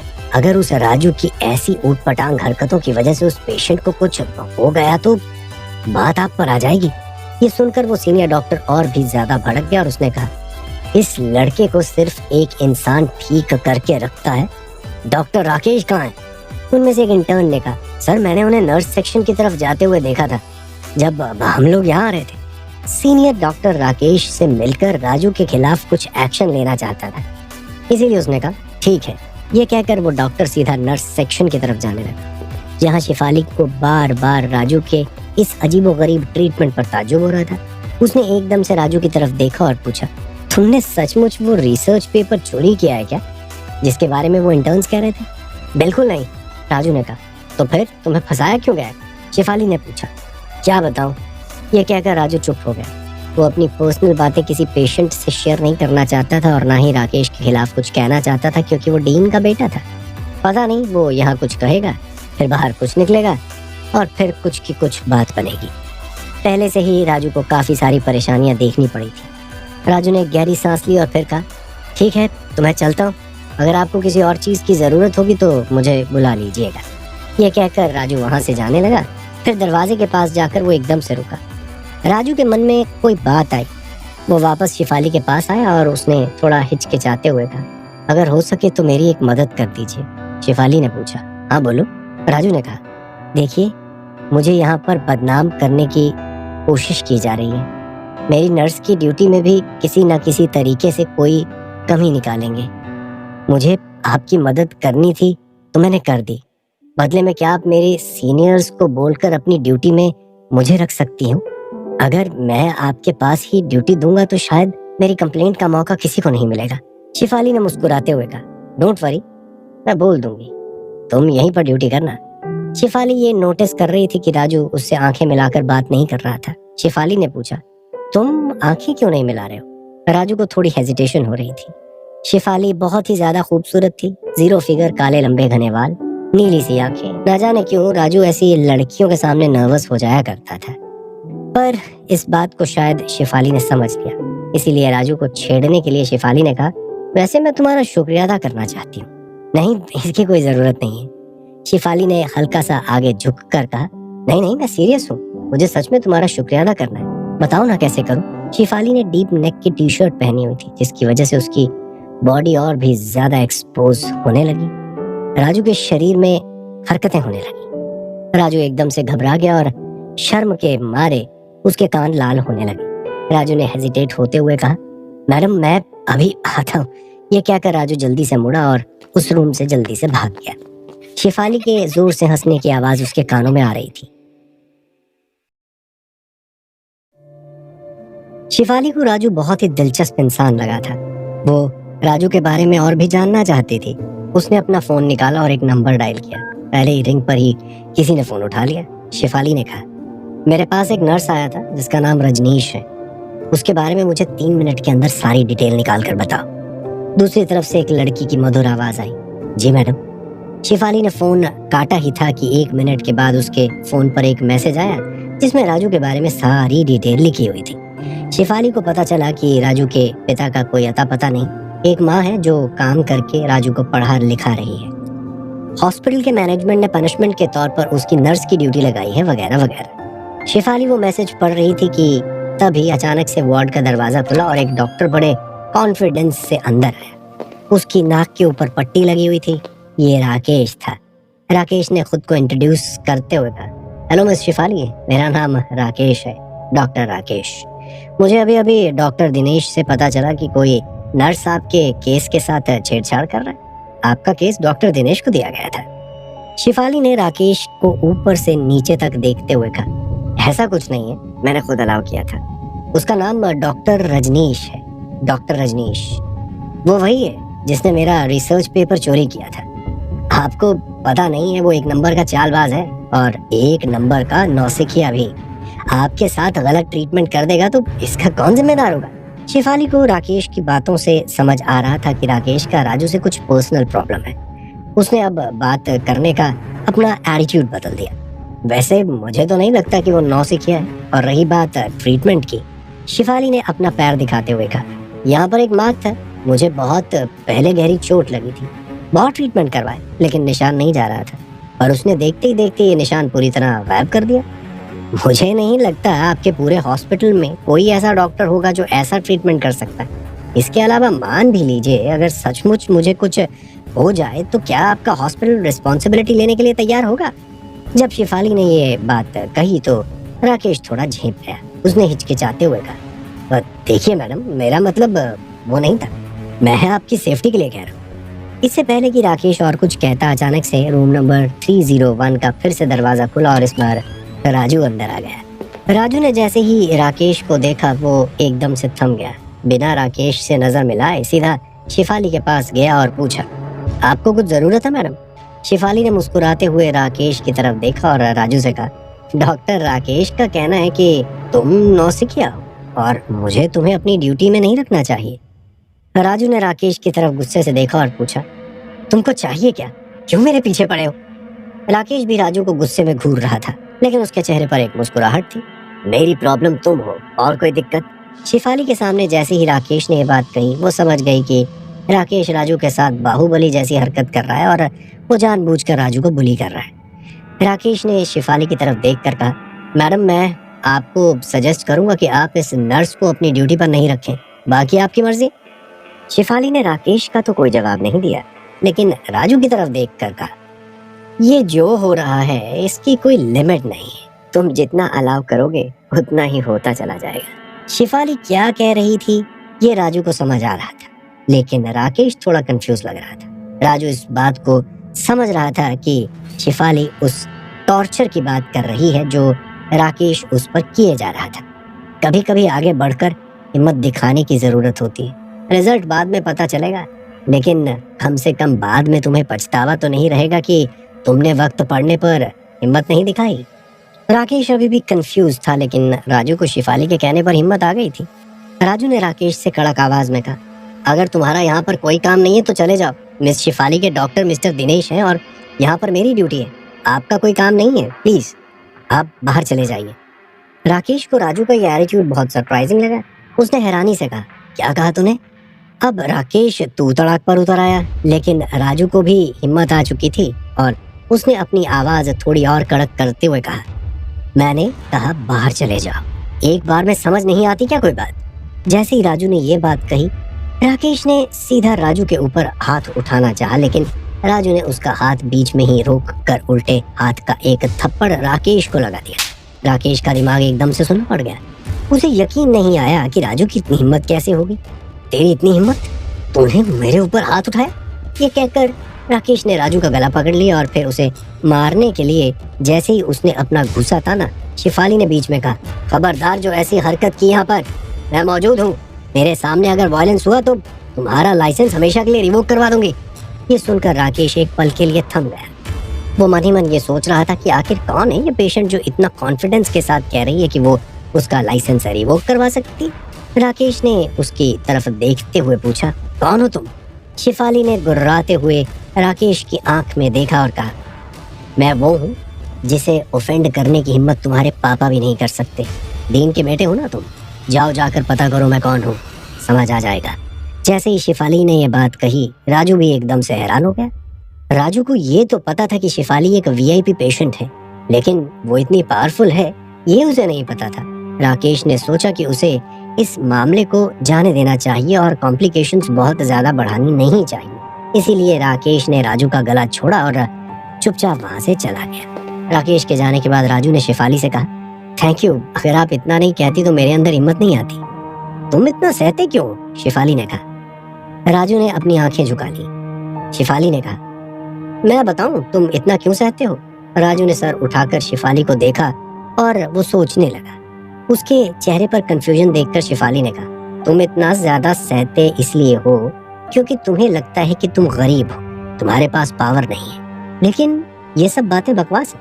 दरअसल जो लोग ज्यादा अमीर होते हैं, डर उनको लगता है सब कुछ खोने का डर। जो लोग बारिश में पहले से भी भीगे होते हैं, उन्हें बारिश से किस बात का डर? मेरी बात समझ रहे हो? राजू ने मुस्कुराते हुए कहा, थोड़ा बहुत समझ रहा हूँ, लेकिन ये कहना आसान है, करना थोड़ा मुश्किल। मुझे इस हॉस्पिटल में अपनी नौकरी सही सलामत रखनी है। मेरी पढ़ाई है, मेरी माँ की जिम्मेदारी मेरे ऊपर है। शिफाली ने मुस्कुराते हुए अपना सिर हिलाया और कहा, मैं तुम्हारी सिचुएशन समझ सकती हूँ। वहीं दूसरी तरफ राजू की माँ हॉस्पिटल आ चुकी थी।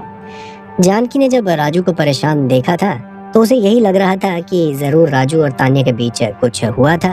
वो तानिया से मिलकर सारी बातें पूछना चाहती थी और उसे समझाना चाहती थी कि वो राजू से मिलजुल कर रहा करे। तभी जानकी ने देखा कि तानिया किसी और डॉक्टर के साथ एक वार्ड से निकल कर जा रही थी। उसने देखा कि तानिया के कमर में राकेश ने हाथ डाला हुआ था और दोनों ऐसे चल रहे थे जैसे एक कपल हो। जानकी ये देखकर हैरान हो गई। ये देखकर जानकी को थोड़ा अजीब लगा। इत्तेफाक से तानिया ने भी ठीक उसी वक्त जानकी को देखा। तानिया जानबूझकर जानकी को इग्नोर करना चाहती थी, लेकिन जानकी मुस्कुराते हुए जल्दी से तानिया के पास गई और उसने कहा, कैसी हो बेटा? तानिया ने थोड़ा कंफ्यूज होते हुए कहा, आंटी आप यहाँ पर क्या कर रही? मैं तो तुमसे ही मिलने आई थी, जानकी ने कहा। तानिया को डाउट होने लगा कि शायद राजू ने उसके और अपने बारे में जानकी को ठीक से नहीं बताया। आंटी क्या आपको राजू ने कुछ नहीं बताया? जानकी बार बार राकेश और तानिया को देखे जा रही थी और कंफ्यूज होकर उसने पूछा, कैसी बात बेटा? मैं कुछ समझी नहीं। जानकी बार बार राकेश का हाथ देख रही थी जो तानिया के कमर पर था और राकेश एक शैतानी मुस्कान के साथ जानकी को देख रहा था। राकेश को सारा मैटर समझ में आ रहा था कि शायद उस बूढ़ी औरत को अपने बेटे के बारे में ठीक से कुछ नहीं पता। तानिया ने कहा, आंटी मेरा और राजू का ब्रेकअप हो गया, हम अब एक साथ नहीं हैं। जानकी ये सुनते ही एकदम से हैरान हो गई। ये कैसी बात कर रही हो बेटा? थोड़ी बहुत लड़ाई होने पर ऐसे थोड़ी किया जाता है। मैं तो तुम्हारे माँ बाप से मिलना चाहती थी, आगे के बारे में बात करने के लिए। तानिया अब और भी ज्यादा इरिटेट हो गई और उसने कहा, मुझे इसी बात का बुरा लग रहा है आंटी। कम से कम राजू को आपको सारी बात बतानी चाहिए थी। मैंने कहा ना हमारे बीच ऐसा कुछ नहीं रहा। इसका मतलब उसने आपको ये भी नहीं बताया होगा कि उसका डिमोशन हो गया। ये सुनते ही जानकी टोटली शॉक थी। क्या डिमोशन हो गया? हाँ जी, तुम्हारे बेटे का डिमोशन हो गया है क्योंकि उसने मेरा रिसर्च पेपर चोरी किया था। जानकी राकेश को पहचानती थी। वो जानती थी कि राकेश कॉलेज के डीन का बेटा है और वो कितना पावरफुल है, और राकेश के इस तरह टॉन्ट करने पर जानकी ये भी समझ गई कि राजू को फंसाया गया होगा। लेकिन राजू उसका बेटा है तो उसे किसी भी हाल में उसे इस मुसीबत से बचाना था। इसीलिए जानकी ने फौरन राकेश के सामने अपने हाथ जोड़ लिए और कहा, बेटा, मेरे बेटे से जो भी गलती हो गई उसे माफ कर दो। अपने पापा से कहकर उसे दोबारा से डॉक्टर की पोस्ट दिलवा दो। वो बेचारा बहुत मेहनत करता है, बहुत पढ़ाई लिखाई करता है। राकेश ने जानकी को गुस्से में देखकर कहा, अरे मेरे सामने ये सब मत करो, जाकर अपने बेटे को समझाओ। एक तो उसकी शक्ल मुझे पसंद नहीं है, अपने आप को पता नहीं क्या समझता है। राकेश का पर्सनल गुस्सा जानकी के ऊपर फूट रहा था और तान्या को भी कोई फर्क नहीं पड़ रहा था। आसपास के लोग अब देखने लगे थे, लेकिन जानकी को इससे कोई फर्क नहीं पड़ रहा था। जानकी को कोई शर्म नहीं आ रही थी, उसे बस अपने बेटे के फ्यूचर की फिक्र हो रही थी। इसीलिए जानकी रोते हुए अपने घुटनों पर गिर गई। बेटा प्लीज, मेरे बेटे के साथ ऐसा मत करो। वो कैसी स्थिति से गुजर रहा होगा ये मुझे पता है। वो बहुत मेहनत करके पढ़ाई करता है, बेटा रात भर जागता है, उसका फ्यूचर खराब हो जाएगा। राकेश को ये देखकर बहुत मजा आ रहा था कि जानकी उसके सामने घुटनों पर गिरकर गिड़गिड़ा रही है। लेकिन ठीक तभी राजू रूम नंबर 301 से निकलकर रॉबी की तरफ आने लगा। बाहर आते ही उसकी नजर अपनी माँ पर पड़ी, जो राकेश के सामने हाथ जोड़कर गिड़गिड़ा रही थी। राजू दौड़ता हुआ अपनी माँ के पास आया। माँ, ये क्या कर रही है तू? ये कहकर राजू ने फौरन अपनी माँ को पकड़कर खड़ा किया। अरे भीख मांग रही है तेरे लिए, राकेश ने वैसे ही तंज कसते हुए कहा। मांगने दे थोड़ा और, क्या पता शायद मुझे तरस आ जाए। जैसे ही राकेश ने ये बात कही, राजू का फिर से मन किया कि उसके मुंह पर एक करारे हाथ का उल्टा थप्पड़ लगा दे, लेकिन राजू बात को आगे नहीं बढ़ाना चाहता था। उसने अपनी माँ से कहा, माँ यहाँ से वापस चल, मैं तुझे सब बाद में समझा दूंगा। राकेश हंसने लगा और उसने कहा, हाँ हाँ ले जा अपनी माँ को, उसे अच्छे से बेवकूफ बना, उसे समझा दे जैसे सबको समझाता है तू। राजू अपनी माँ को वहां से ले जाने लगा, लेकिन राकेश के अंदर का गुस्सा शांति नहीं हो रहा था। पास में एक फ्लावर वास पड़ा था जिसके नीचे एक पत्थर था। गुस्से में राकेश ने वो पत्थर उठाया और राजू की पीठ पर फेंक कर मार दिया। राकेश को लगा था कि वो पत्थर राजू को बहुत तेज लगेगा, लेकिन वो देखकर हैरान हो गया कि वो पत्थर राजू की पीठ पर तो लगा, लेकिन उसे कुछ असर ही नहीं हुआ। उसकी पीठ पर वो पत्थर लगकर नीचे गिर गया, बिल्कुल जैसे किसी दीवार पर लगकर नीचे गिर जाता है। ऐसा लग रहा था जैसे राजू के अंदर किसी तरह की कोई ताकत आ गई थी। राजू और उसकी माँ एकदम से रुक गए। राजू ने पलटकर नीचे जमीन पर देखा, फिर उसके बाद राकेश की तरफ देखा। राजू के दिमाग में शिफाले की वो बात फिर से आने लगी कि इंसान जितना बर्दाश्त करता है, जितना दबकर रहता है, लोग उसे उतना ही दबाते हैं। राजू तैश में आगे बढ़कर राकेश को पीटना चाहता था, लेकिन उसे एहसास हुआ कि उसकी माँ ने उसका हाथ जोर से पकड़ कर रखा था। राजू की माँ ने इशारा किया कि उसे वहां से चलना चाहिए। राजू ने अपनी माँ से कहा, इसको सबक सिखाने दे माँ, अपनी लिमिट बार बार क्रॉस करता रहता है। जानकी ने नाम में इशारा किया। राजू और जानकी वहां से पलटकर जाने लगे। तभी राकेश ने फिर से कहा, हाँ हाँ ले जा अपने नाजायज बेटे को, इसके बाप के बारे में कुछ याद है भी कि नहीं, पता नहीं किसकी पैदाइश है। राकेश का इतना कहना ही था कि राजू ने झटके से अपनी माँ से अपना हाथ छुड़ाया और सीधा राकेश के पास दौड़कर उसके नाक पर एक जोर से घूसा मारा। घूसे का इम्पैक्ट इतना जोर का था कि राकेश की नाक से तेजी से खून बहने लगा। वहाँ पर खड़े सारे लोग एकदम से हैरान हो गए। तान्या राजू का ये रूप देखकर शॉक थी। वो राकेश की तरफ बढ़ने वाली थी कि राजू ने अपना हाथ उठाकर उसे वहीं रुकने का इशारा किया। तान्या अपनी जगह पर जम गई। राकेश जमीन पर गिरने वाला था, लेकिन राजू ने तेजी से उसका हाथ पकड़ लिया और उसकी उंगली मरोड़ने लगा। तूने मुझे परेशान किया, मैंने कुछ नहीं कहा। मेरे ऊपर चोरी का इल्जाम डाला, मैंने कुछ नहीं कहा। तान्या के साथ तूने, ये कहते कहते एक पल के लिए राजू चुप हो गया। फिर एक गहरी सांस लेकर उसने कहा, लेकिन मेरी माँ को तूने गाली दी, ये मुझे हरगिज़ बर्दाश्त नहीं है। ये चिल्लाकर कहते हुए राजू ने अपना हाथ उठाया और एक हड्डी टूटने की आवाज आई। राकेश की दोनों उंगलियां राजू ने तोड़ डाली। राजू गुस्से में पागल जानवर की तरह लग रहा था। राकेश ने चिल्लाते हुए कहा, गंदी नाली का पैदाइश है तू, बता क्या करेगा। राकेश भी उतना ही हठधर्मी था। राजू ने उसके घुटने पर जोर से एक लात दी, जिसके इम्पैक्ट से दोबारा हड्डी चटकने की आवाज आई। राकेश के घुटने की हड्डी भी टूट गई और राकेश जमीन पर गिर गया। राजू ने राकेश के सीने पर एक लात मारी। राकेश जमीन पर चारों खाने चित हो गया। यह देखकर जानकी राजू की तरफ दौड़ती हुई आई। राजू, ये क्या कर रहा है? तू पागल हो गया है क्या? लेकिन राजू जानकी की बात सुनी नहीं रहा था और ना ही रुक रहा था। वो बस लगातार राकेश को लात मार रहा था और कह रहा था, मेरी माँ से माफी मांग। लेकिन राकेश भी उतना ही जिद पर अड़ा हुआ था। मैंने अपने बाप से ये बात कह दी ना तो राजू तू हमेशा के लिए कॉलेज से रस्टिकेट हो जाएगा। मुझे कोई फर्क नहीं पड़ता, जो करना है कर ले, लेकिन आज मैं तुम्हें तुम्हारी औकात दिखा कर ही रहूंगा। तानिया राजू का ये रूप देखकर बुरी तरह से घबरा गई थी। उसने जानकी से कहा, आंटी प्लीज राजू को रोक लो। जानकी भी मजबूर थी क्योंकि राजू उससे भी कंट्रोल नहीं हो पा रहा था।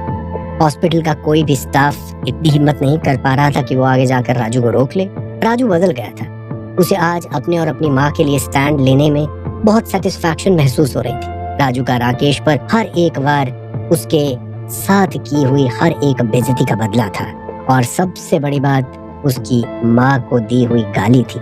राजू के इतना मारने के बाद भी राकेश जानकी से माफी मांगने के लिए तैयार नहीं था। आखिर में राजू ने राकेश के बाल पकड़कर उससे कहा, अगर तू माफी नहीं मांगेगा तो आज अपनी जान से जाएगा। लेकिन राकेश नहीं माना। तभी राजू ने राकेश को अपने दोनों हाथों से हवा में उठा लिया और ये देखकर वहां खड़े सारे लोग हैरान हो गए क्योंकि राकेश कद काठी में राजू से कहीं लंबा था। किसी को यकीन नहीं आ रहा था कि राजू के अंदर इतनी ताकत कहां से आ गई थी।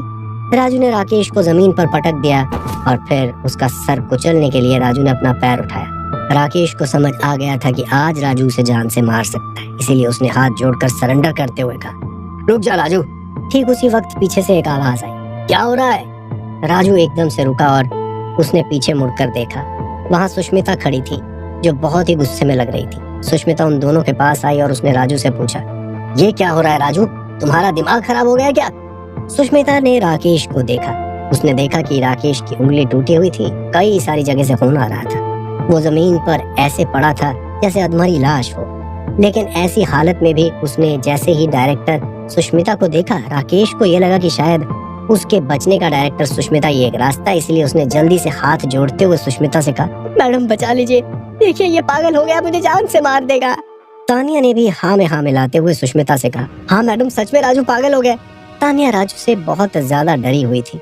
ये कहने के बाद वो जल्दी से 2 कदम पीछे हो गई। जानकी के तो होश ही उड़ गए थे। जानकी को समझ नहीं आ रहा था कि वो क्या कहे।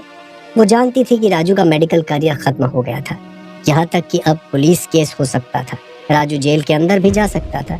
जल्दी से जानकी ने सुष्मिता के आगे हाथ जोड़े और कहा, मैडम सारी गलती राजू की नहीं है, आपको नहीं पता है, राकेश ने जानबूझकर उसे भड़काया था। सुष्मिता राकेश की हालत देख रही थी। उसे भी समझ नहीं आ रहा था कि वो क्या कहे। फिर सुष्मिता ने राजू की तरफ देखकर कहा, ये क्या है Rajneesh, have you gone mad? Raju ने चिल्लाते हुए और रोते हुए कहा, तो और क्या करूं मैं मैडम, आपको नहीं पता है कि मैंने ये 2 साल कॉलेज के अंदर किस तरह से काटे हैं। ये आदमी मुझे पागल बना देना चाहता था, मैंने सब कुछ बर्दाश्त कर लिया, लेकिन अगर मेरी माँ को कोई गाली देगा तो मैं उसे कभी भी बर्दाश्त नहीं करूंगा। सुष्मिता देख रही थी कि राजू कितनी ज्यादा जुनूनियत में था, इसीलिए उसने सिचुएशन को संभालते हुए कहा, चले जाओ यहाँ से रजनीश, जो एक्शन लेना होगा तुम्हारे खिलाफ हम वो बाद में तुम्हें बता देंगे। राजू ने सुष्मिता की आंखों में देखते हुए कहा, मुझे कॉलेज से ही तो निकालोगे? निकाल दो, मुझे पढ़ना ही नहीं है ऐसे कॉलेज में, मुझे कोई फर्क नहीं पड़ता, लेकिन मेरी माँ की इज्जत से बढ़कर कोई चीज नहीं है। ये कहकर राजू ने जानकी का हाथ पकड़ा और उसे बाहर लेकर जाने लगा। चल माँ यहाँ से चलते हैं। जानकी की भी सिट्टी पिट्टी गुम हो चुकी थी। राजू जानकी को लेकर वहां से जा ही रहा था कि अचानक से पीछे से किसी ने एक कड़ी आवाज लगाई, खबरदार जो बाहर गए रुक जाओ वहीं पर। राजू और जानकी ने पलट कर देखा तो वहां पर कॉलेज का डीन आ चुका था। डीन बहुत ही गुस्से में था। उसने जैसे ही अपने बेटे की हालत देखी तो वो दौड़कर अपने बेटे के पास गया। राकेश तुम ठीक तो हो ना? डीन की आंखों में खून सवार था। उसने राजू की तरफ देखा और फिर सिक्योरिटी गार्ड्स की तरफ देख कर कहा, तुम लोग खड़े खड़े मुंह क्या देख रहे हो? उसकी भी ऐसी हालत करो जैसे उसने मेरे बेटे की है। सारे सिक्योरिटी गार्ड आगे बढ़े, लेकिन डायरेक्टर सुष्मिता ने सबको रोकते हुए कहा, क्या हो रहा है ये? खबरदार जो कोई आगे बढ़ा और मारपीट की। सुष्मिता के कहने पर सारे सिक्योरिटी गार्ड रुक गए। सुष्मिता ने डीन से कहा, सर आप क्या करवा रहे हैं? ये हॉस्पिटल है और ये हॉस्पिटल के गार्ड हैं। ये आपके कोई पर्सनल गुंडे नहीं है जो यहाँ पर मारपीट करें। राजू के खिलाफ एक्शन लिया जाएगा, आप इसकी चिंता ना करें। डीन ने गुस्से से सुष्मिता को देखा और फिर तेज आवाज में कहा, मेरे बेटे की हालत नहीं दिख रही है तुम्हें? मेरे मामले के बीच में मत आना। मैं आपके बेटे की हालत देख रही हूँ और रजनीश के खिलाफ जितनी सख्त कार्रवाई होगी वो की जाएगी, लेकिन यहाँ पर मारपीट नहीं होगी। तुम बीच में मत पड़ो डायरेक्टर सुष्मिता, मैं तुम्हें कोई भी नुकसान पहुंचाना नहीं चाहता।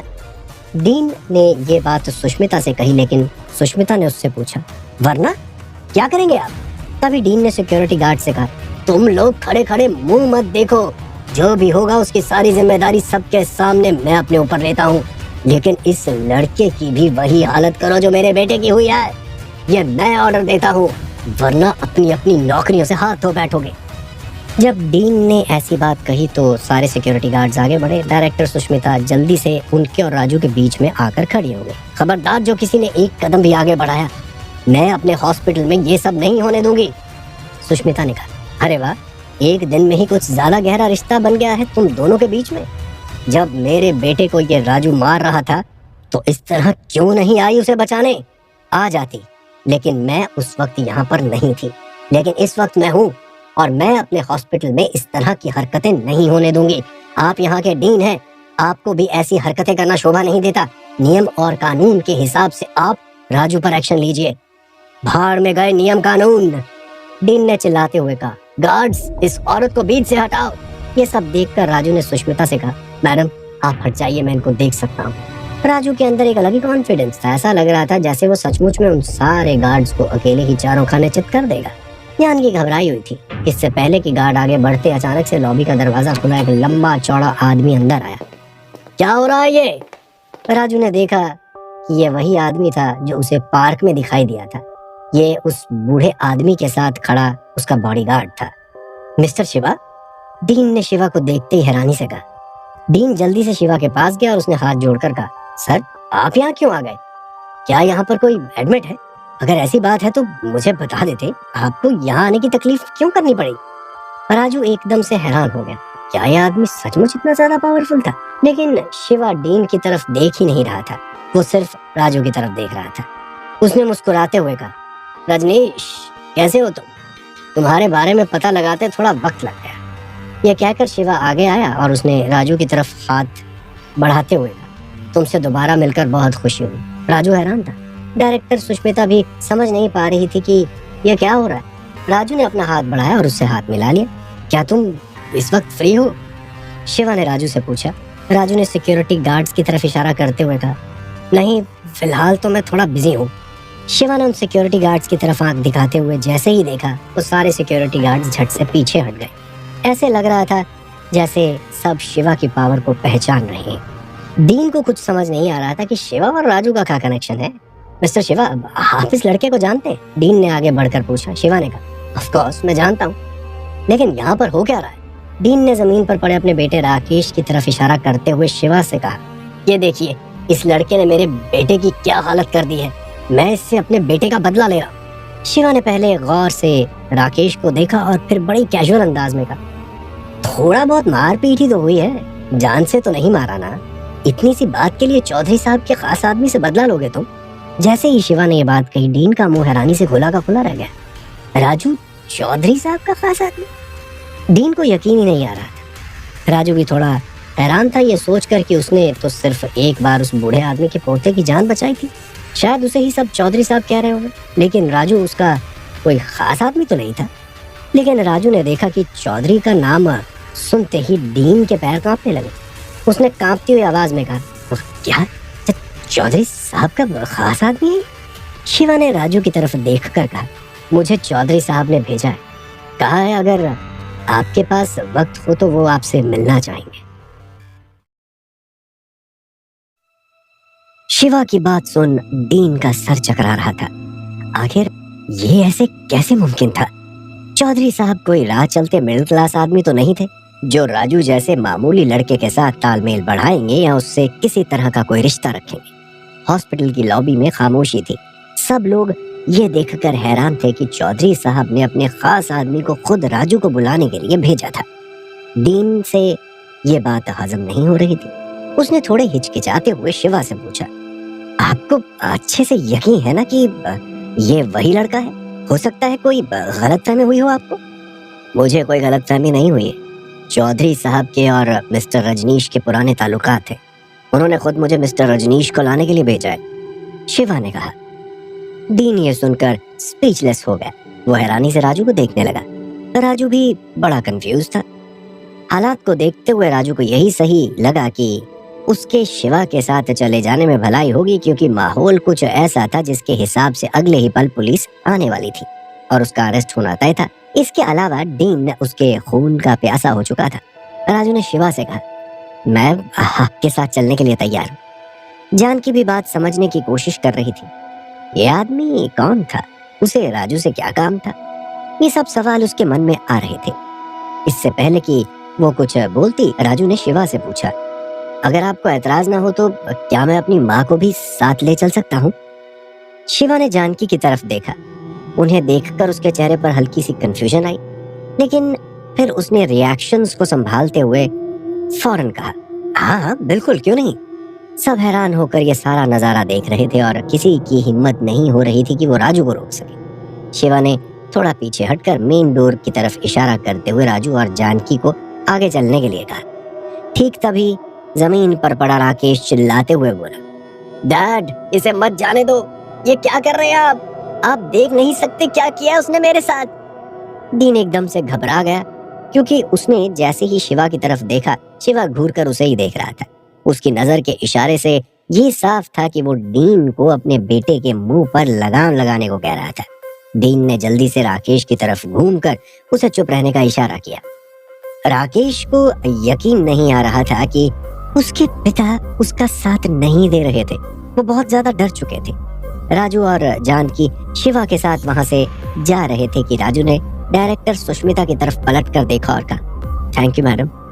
मैं आपके बारे में गलत सोचता था, लेकिन अब मुझे पता चल गया है कि आप हमेशा सच्चाई के साथ हो। एक दिन मैं आपके आगे साबित करूंगा कि मैंने वो रिसर्च पेपर्स चोरी नहीं किए थे। ये कहकर राजू जानकी को लेकर वहां से चला गया। उनके चले जाने के बाद डीन जल्दी से राकेश के पास आया और उसे सहारा देकर उठाने की कोशिश करने लगा। डीन ने जैसे ही नोटिस किया कि सब अपनी अपनी जगह पर वैसे ही खड़े हुए हैं, तो उसने चिल्लाकर कहा, तुम लोग गधे हो क्या? दिखाई नहीं दे रहा है क्या कुछ? 2-3 वार्ड बॉय जल्दी से दौड़ते हुए आए और उन्होंने राकेश को सहारा देकर उठाया और उसे ओटी की तरफ ले गए। राकेश अपने पिता के इस रवैये से खुश नहीं था कि उसने राजू को इतनी आसानी से जाने दिया, लेकिन डीन ने राकेश को समझाते हुए कहा, तुम चौधरी साहब को नहीं जानते कि वो कौन है। वहीं दूसरी तरफ राजू और जानकी शिवा के साथ कार में जा रहे थे। कुछ देर खामोश रहने के बाद जानकी ने राजू से धीमी आवाज में पूछा, राजू, तूने मुझे क्यों नहीं बताया कि तेरे साथ इतना कुछ हो गया? तेरी ड्यूटी नर्स की लग गई और वो तानिया भी तुझे छोड़ चुकी है। इतनी सारी बातें तूने मुझसे क्यों छुपाई? राजू अपनी माँ के सवाल से थोड़ा ऑकवर्ड फील कर रहा था। वो क्या ही बोलता। आगे ड्राइविंग सीट पर शिवा बैठा था। राजू ने अपनी माँ को इशारा किया कि तीसरा आदमी भी उनके साथ कार में बैठा है, इसीलिए जानकी एकदम से चुप हो गई। फिर जानकी ने धीरे से कहा, अच्छा ठीक है, इस बारे में घर पर बात करेंगे, लेकिन ये तो बता, ये कौन है? जानकी ने राजू से शिवा के बारे में पूछा। राजू ने जानकी को धीमी आवाज में कहा, ये उसी बूढ़े आदमी का बॉडीगार्ड है जिसके पोते को मैंने बचाया था। माँ, आप टेंशन मत लो, मैं पूरी तरह से सेफ हूँ, आपको घबराने की कोई जरूरत नहीं है। कुछ देर बाद राजू ने शिवा से कहा, क्या आप यहाँ पर गाड़ी रोक सकते हैं? राजू जानकी को अपने साथ उस बूढ़े आदमी के घर तक नहीं ले जाना चाहता था। उसे पता नहीं था कि चौधरी साहब उसे क्यों बुला रहे थे। बीच रास्ते में गाड़ी रुकी और जानकी गाड़ी से उतर गई। राजू को अकेला उस अनजान शख्स के साथ जाता देख जानकी थोड़ा घबरा रही थी, लेकिन राजू ने जानकी को यकीन दिलाया कि वो जल्दी से घर आ जाएगा। गाड़ी के जाने के बाद जानकी वहां से अकेले ही अपने घर की तरफ चली गई। शिवा और राजू दोनों ही एकदम शांति में बैठे थे, एक दूसरे से कोई बातें नहीं कर रहे थे। थोड़ी देर के बाद शिवा ने खुद ही रियर व्यू मिरर में राजू को देखकर कहा, आपके मन में कुछ सवाल चल रहे हों, आप मुझसे सवाल कर सकते हैं। चौधरी साहब असल में कौन है? राजू ने झट से सवाल किया। उसके दिमाग में सचमुच कई सारे सवाल उसे पागल कर रहे थे। शिवा पहले तो मुस्कुराया और कुछ देर तक चुप रहा। फिर कुछ पल बीत जाने के बाद शिवा ने कहा, बस यूं समझ लीजिए कि जिस तरह से दुबई में एक भाई है, वैसे ही यहाँ पर चौधरी साहब है। राजू समझ गया कि चौधरी साहब अंडरवर्ल्ड का कोई बहुत बड़ा डॉन है। राजू ये सुनकर थोड़ा घबरा गया। उसे अपने डिसीजन पर अब डाउट हो रहा था कि उसका शिवा के साथ आना सही था या नहीं। राजू ने थोड़ा हिचकिचाते हुए कहा, वैसे चौधरी साहब मुझसे मिलना क्यों चाहते हैं? घबराइए मत, आप जब उनसे मिलेंगे तो आपको खुद ही पता चल जाएगा। ऐसी कोई घबराने वाली बात नहीं, अगर रहती तो मैं तुम्हें इतना आराम से बाइज्जत अपने साथ नहीं ले जा रहा होता। इस बात में लॉजिक था। क्या इतनी मेहमान नवाजी के बाद उसके साथ कोई गलत सलूक किया जा सकता था? इसका जवाब उसे चौधरी साहब से मिलने के बाद ही मिलने वाला था। शिवा गाड़ी को ड्राइव करता हुआ शहर के बाहर ले जा रहा था। राजू थोड़ा हैरान था। जैसे जैसे शहर से दूरी बढ़ती जा रही थी, वैसे वैसे राजू के दिल में घबराहट भी बढ़ती जा रही थी। ये सब उसके लिए नॉर्मल नहीं था। वहाँ दूसरी तरफ जानकी घर पर उसका इंतजार कर रही थी। वो इस बात से अनजान थी कि उसका बेटा राजू इतने बड़े माफिया डॉन से मिलने जा रहा है। शिवा बार बार रियर व्यू मिरर में राजू को देख रहा था।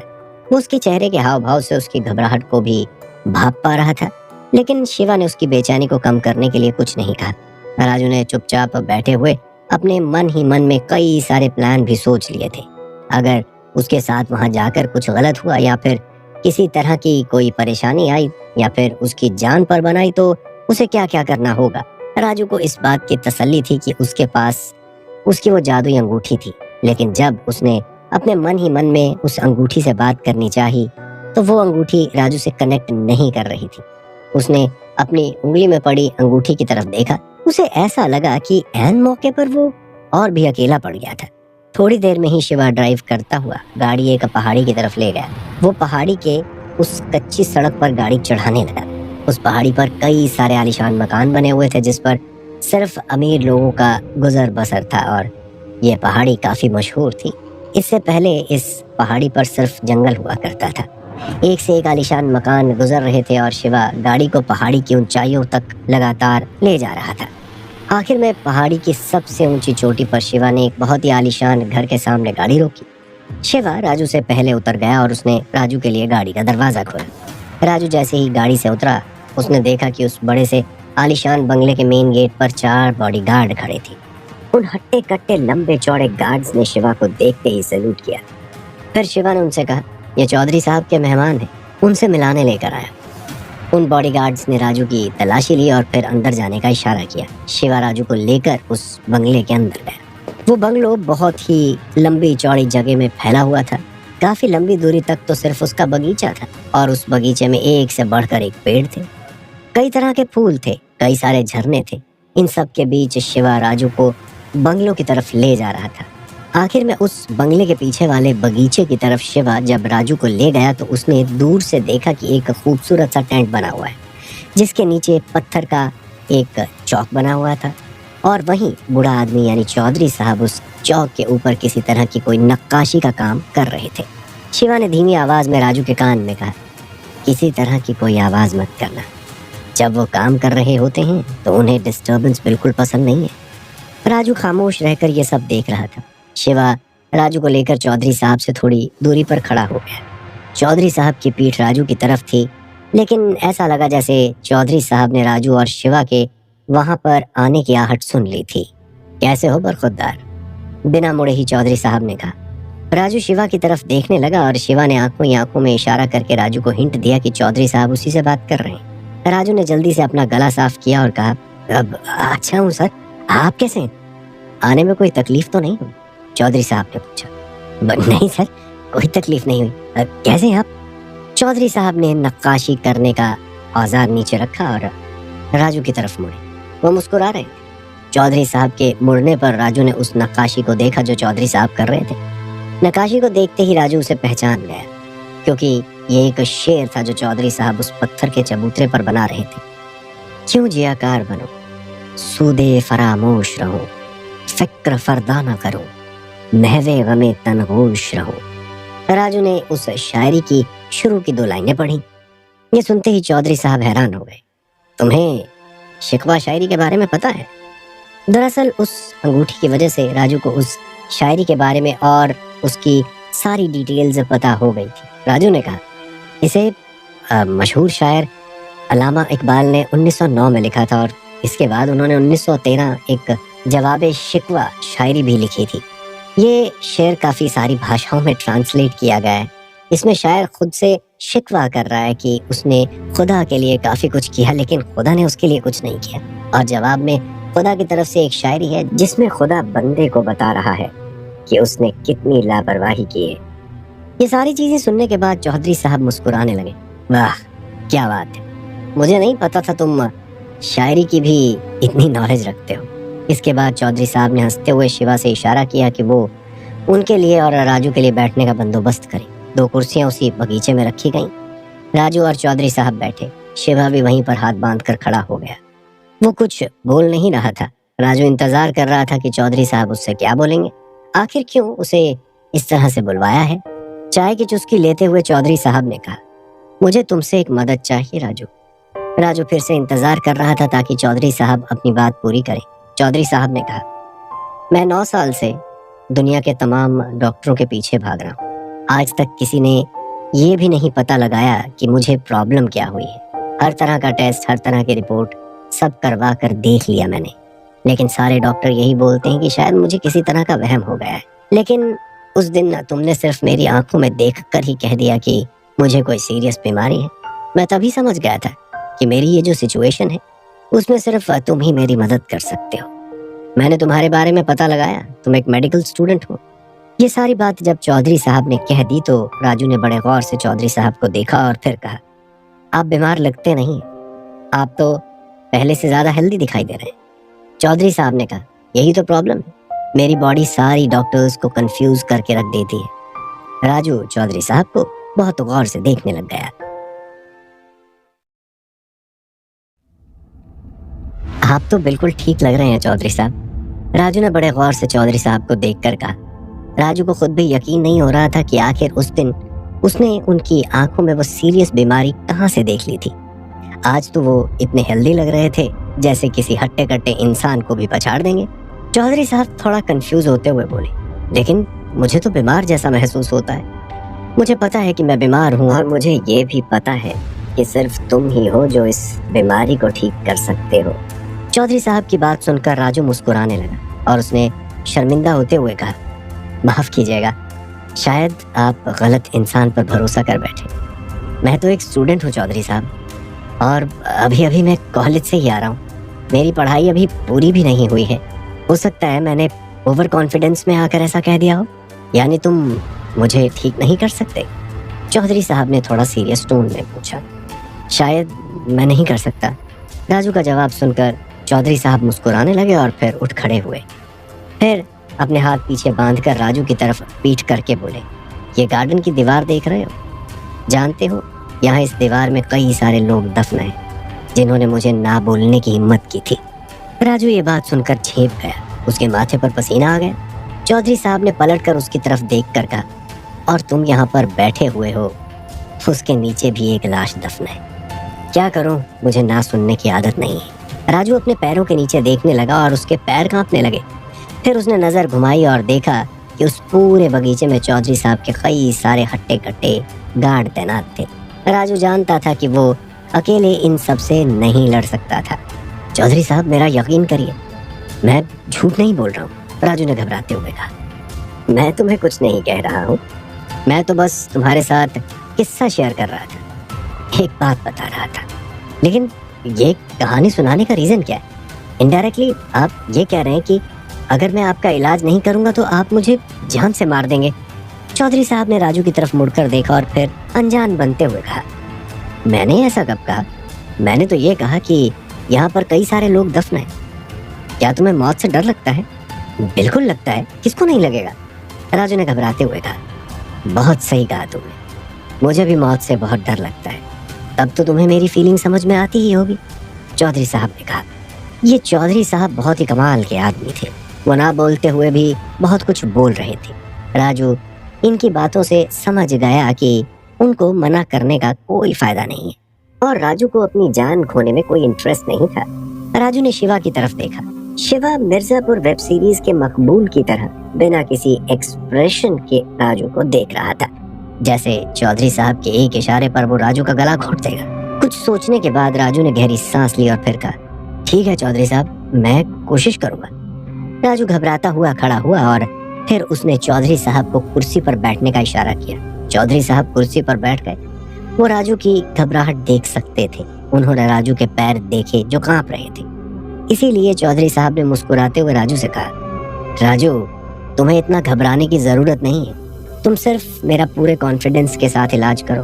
अगर मान लो तुमसे कुछ नहीं हो पाया तो मैं भी ये मान लूंगा कि शायद ऊपर वाले का बुलावा आ चुका है और मैं खुशी खुशी दुनिया से विदा हो जाऊंगा। जब चौधरी साहब ने ये बात कही तो राजू के जान में जान आ गई, लेकिन वो उन्हें समझ नहीं पा रहा था। वो एक पल बहुत प्यार से धमकी दे रहे थे और दूसरी तरफ उसे कॉन्फिडेंटली इलाज करने के लिए भी कह रहे थे। कैसे आदमी है ये सब बातें अपने दिमाग से हटाते हुए राजू ने बड़े ही गौर से चौधरी साहब की आंखों में देखा। फिर उसने अपनी उंगली में अंगूठी की तरफ देखकर कुछ देर बाद अपनी आंखें बंद कर ली और उसकी शक्तियों से कनेक्ट करने की कोशिश करने लगा। मुझे इस बीमारी के बारे में बताओ, मेरी मदद करो। राजू के ऐसा कहने पर उसकी उंगली में कुछ हरकत हुई और उसे एक करंट सा महसूस हुआ। राजू ने अपनी आंखें झट से खोली।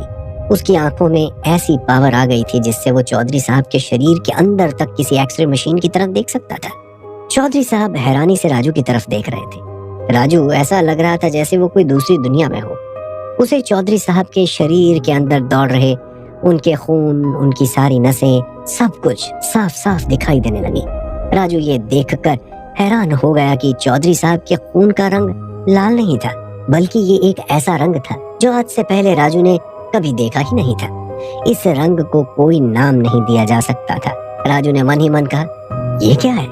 अंगूठी ने जवाब दिया, ये एक तरह का जहर है जिसकी वजह से इनके खून का रंग ऐसा हो गया है।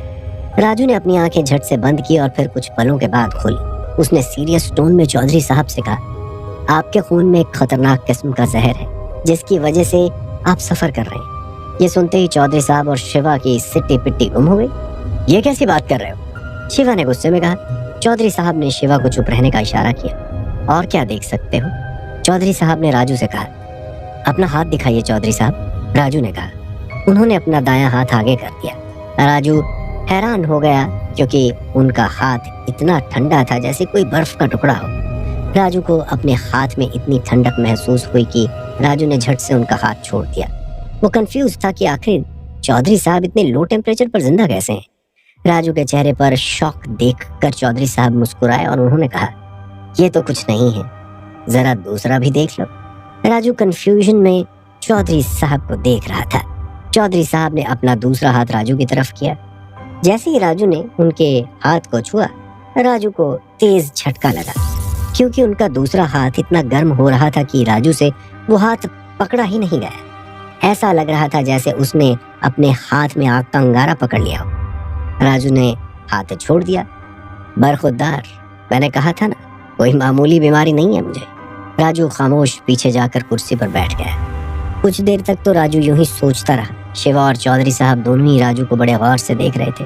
राजू अपने मन में ही कई सारे रिकॉर्ड चेक कर रहा था जो अंगूठी की सारी जानकारियों में मौजूद थे। वो ये जानना चाहता था कि आखिर चौधरी साहब को किस तरह का जहर दिया गया है। आखिर में राजू ने काफी देर तक सोचकर एकदम से अपना सर उठाया और कहा, आपको 2 मुँहे सांप ने काटा है, ये उसी का जहर है। ये सुनते ही चौधरी साहब हैरान हो गए।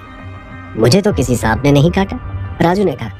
हो सकता है नहीं काटा हो, लेकिन ये जहर उसी का है। किसी और तरीके से शायद आपके शरीर में गया हो या फिर जब उसने काटा हो तब आपको याद ना हो। ये जहर ऐसा होता है कि दुनिया का कोई भी ब्लड टेस्ट इसको डिटेक्ट नहीं कर सकता। बिल्कुल, आज तक मैंने जितने भी टेस्ट कराए उनमें जहर का कोई भी जिक्र नहीं निकला। चौधरी साहब ने राजू की बात मानते हुए कहा, चौधरी साहब आप मुझे माफ कर दीजिए, लेकिन मैं सच कह रहा हूँ, आपका इलाज शायद मैं नहीं कर पाऊंगा। राजू ने थोड़ा गहराई से सोचते हुए कहा, क्यों? क्योंकि आपके पास सिर्फ 7 दिन और बचे हैं। जैसे ही राजू ने ये बात कही, चौधरी साहब के होश उड़ गए। शिवा ने एकदम से आगे बढ़कर राजू का गला पकड़ लिया और कहा, तुम्हारा होश तो ठिकाने पर है, ये क्या बक रहे हो? तुम्हें पता है ये शहर कौन चलाता है? इससे पहले कि राजू कुछ कह पाता, चौधरी साहब ने कहा, शिवा पीछे हटो। शिवा ने राजू का कॉलर छोड़ा और वो पीछे हट गया। शिवा की बदतमीजी के लिए मैं माफी मांगता हूँ। वो कभी कभी अपना आपा खो देता है। वो मेरे लिए कुछ ज्यादा ही भावुक हो जाता है, चौधरी साहब ने कहा। चौधरी साहब मैं सच कह रहा हूँ, शायद इसका इलाज मेरे पास नहीं है, लेकिन 2-3 लोग ऐसे हैं जो आपको ऐसी स्थिति से बचा सकते हैं, राजू ने सीरियस टोन में कहा। कौन है वो 2-3 लोग? चौधरी साहब ने कहा। राजू ने 2-3 ऋषि मुनियों के नाम बताए जो पूरी दुनिया में मशहूर थे, लेकिन वो सब जंगल में रहते थे। कोई पहाड़ियों में चले गए थे, कोई कैलाश पर्वत पर चले गए थे। राजू ने कहा, बस वही लोग इतने ज्ञानी हैं और इतना ज़्यादा आध्यात्मिक हो चुके हैं कि शायद इनके पास हो सकता है आपके खून से वो जहर निकालने का इलाज, लेकिन आपको उन्हें ढूंढना पड़ेगा।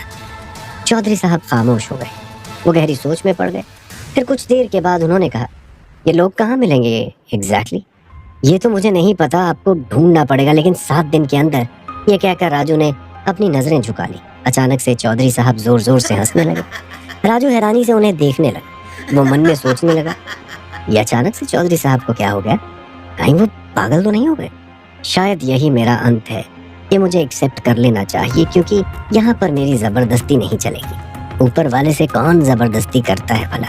खैर कोई बात नहीं। ये कहकर चौधरी साहब अपनी जगह से खड़े हुए और फिर राजू को हाथ बढ़ाते हुए बोले, तुम्हारा बहुत बहुत शुक्रिया कि तुम यहाँ आए और तुमने ये बताया कि मुझे प्रॉब्लम क्या है। राजू की जान में जान आई। उसने चौधरी साहब से हाथ मिलाया और कहा, मुझे बहुत अफसोस है चौधरी साहब कि मैं आपकी कोई मदद नहीं कर सकता। मेरे अंदर वो जानकारी पाने का टैलेंट नहीं है। राजू को इतना समझ आ रहा था कि अगर चौधरी साहब के पास 1-2 महीना होता तो शायद राजू उन्हें बचा सकता था, लेकिन अब प्रैक्टिस करने के लिए राजू के पास इतना वक्त नहीं था। चौधरी साहब ने शिवा को इशारा किया कि वो राजू को ले जाकर वहीं छोड़ दे जहाँ से उसे वो लेकर आया था, और साथ में चौधरी साहब ने कहा, शिवा, मेरे गुजर जाने के बाद तुम राजू का ख्याल रखना। इस नौजवान ने मेरा दिल जीत लिया। राजू, वैसे तो मैं मर रहा हूँ, सिर्फ 1 हफ्ते का मेहमान हूँ, लेकिन इस शहर पर थोड़ी बहुत पहुँच मेरी भी है। अगर तुम चाहो तो मैं तुम्हारी कोई भी मदद कर सकता हूँ, तुम्हें बस हाँ कहने की ज़रूरत है। राजू के मन में पहला ख्याल एकदम से राकेश का आया। राजू एक झटके में अपनी सारी प्रॉब्लम सॉल्व करवा सकता था, लेकिन राजू को ना जाने क्यों ये बात अजीब लगी। एक मरते हुए आदमी से वो किसी तरह की कोई डिमांड नहीं करना चाहता था। राजू को खुद भी बुरा लग रहा था कि चौधरी साहब कुछ ही दिनों के मेहमान थे।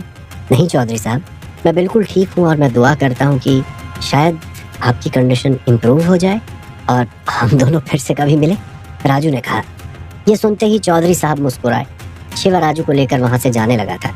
राजू शिवा के साथ उस बड़ी सी गाड़ी में बैठ गया और चौधरी साहब के आलीशान बंगलों को पीछे छोड़ते हुए जा ही रहा था कि अचानक राजू के दिमाग में अंगूठी के जरिए एक नया ख्याल आया। गाड़ी घुमाओ, राजू ने चिल्लाते हुए कहा। शिवा ने राजू को रियर व्यू मिरर में देखा। राजू ने कहा, शायद एक रास्ता है। जैसे ही राजू ने ये बात कही, शिवा ने जल्दी से गाड़ी मोड़ी और शिवा राजू को लेकर दोबारा चौधरी साहब के पास आया। चौधरी साहब अभी तक बगीचे में ही थे, लेकिन अब वो इमोशनल लग रहे थे। शायद वो अपनी जिंदगी के सारे अच्छे बुरे कामों के बारे में अब सोच रहे थे कि तभी राजू की आवाज उनके कानों में पड़ी। चौधरी साहब, शायद एक रास्ता है। उन्होंने पलटकर राजू की तरफ देखा। चौधरी साहब की आंखों में एक उम्मीद की चमक जाग उठी। वो जल्दी से राजू के पास आए और उससे पूछा, क्या रास्ता है, बताओ, मैं सब कुछ करने को तैयार हूँ, दुनिया भर की दौलत लगा सकता हूँ। पहले मुझे आपकी बॉडी देखनी पड़ेगी ताकि मैं समझ सकूं कि जहर कितना ज्यादा फैल चुका है और मेरे पास कितना चांस है। क्या आप अपने कपड़े उतार सकते हैं? जैसे ही राजू ने ये बात कही, शिवा और चौधरी साहब को थोड़ा अजीब लगा। फिर चौधरी साहब ने मुस्कुराते हुए अपना कुर्ता उतारा। राजू चौधरी साहब के पीछे गया और उसने देखा कि उनकी पूरी पीठ ऐसी लग रही थी जैसे धधकते हुए अंगार से जला दी गई हो। राजू ये देखकर हैरान हो गया था। उसने ऐसा कुछ पहले कभी नहीं देखा था। राजू ने चौधरी साहब के शरीर की अच्छी तरह से जांच की। चौधरी साहब और शिवा की नजरें राजू पर टिकी हुई थी। राजू ने अंगूठी वाली उंगली अपनी मुट्ठी में दबा ली और अपनी आंखें बंद कर ली। कुछ पलों के बाद उसने अपनी आंखें खोली और कहा, एक्यूपंक्चर। जैसे ही राजू ने इस टेक्निक का नाम लिया, चौधरी साहब ने उसकी बात काटते हुए कहा, कोई फायदा नहीं, मैंने बहुत लोगों से ये करवा कर देख लिया है, लेकिन इससे कुछ फायदा नहीं हुआ, मुझे एक मौका तो दीजिए, राजू ने जोर से कहा। राजू को इतना कॉन्फिडेंस इसीलिए था क्योंकि अंगूठी की हेल्प से उसे चौधरी साहब के बदन पर सारे इंपॉर्टेंट पॉइंट्स दिखाई दे रहे थे। जहां पर एक्यूपंक्चर करके उनकी नसों को सिग्नल भेजकर उनके अंदर के खून का अलग से इलाज करा जा सकता था।